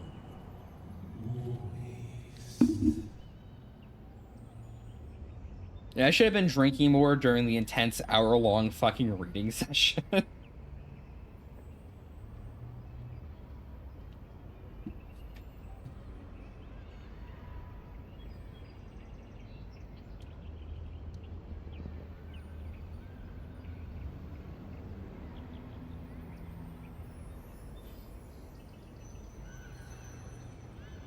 The end.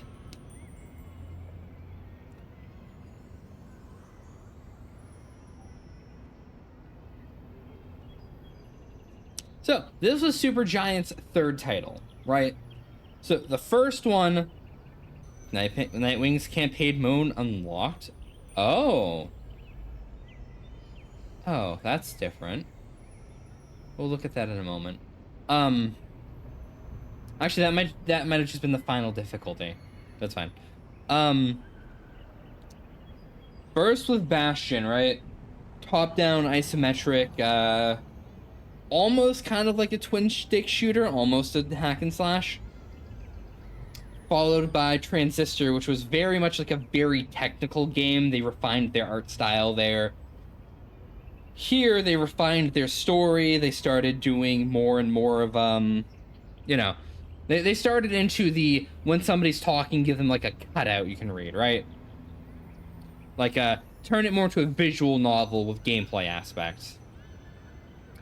I've heard it said before, and I'll say it again. All it takes, just make a game. Make the next one better, make the next one better. Hades has all of these elements kind of mixed in, minus sports ball. Like, everything Supergiant's have done up to this point is mixed and mingled into what Hades is. As a game, anyway. And yeah. And then they turned it into an actual roguelike, as opposed to a bunch of games that kind of feel like they could have been roguelikes.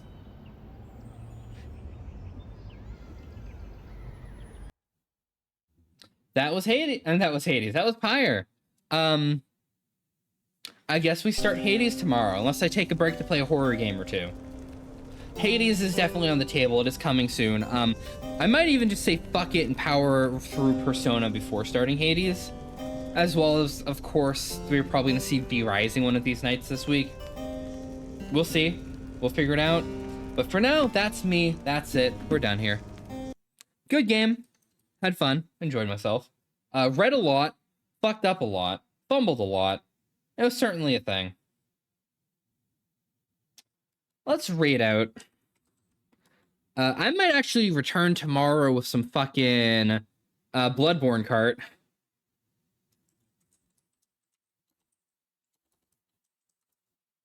We'll see. Everyone, thank you for coming out tonight. I appreciate it. Hope you all enjoyed yourselves. I know I did. If you really enjoyed yourselves, check out my socials. Follow me and all that shit, you know. Check out my Discord. That's where I tend to complain about shit. Check out my Twitter, where I pretty much only post me going live because I don't have anything interesting to say ever. Although there'll be something going up on the Twitter June 4th. That project is done. It is about to launch. People will see what it is. I hope it excites some people. It is certainly a new horizon for me. It's something I've never really done before. So if I continue to do work like that down the line, I'll certainly, you know, it'll certainly be new and interesting for me. Till next time, everyone, take care, have a good night, and I'll see you all probably for the next 3 days. Bye-bye.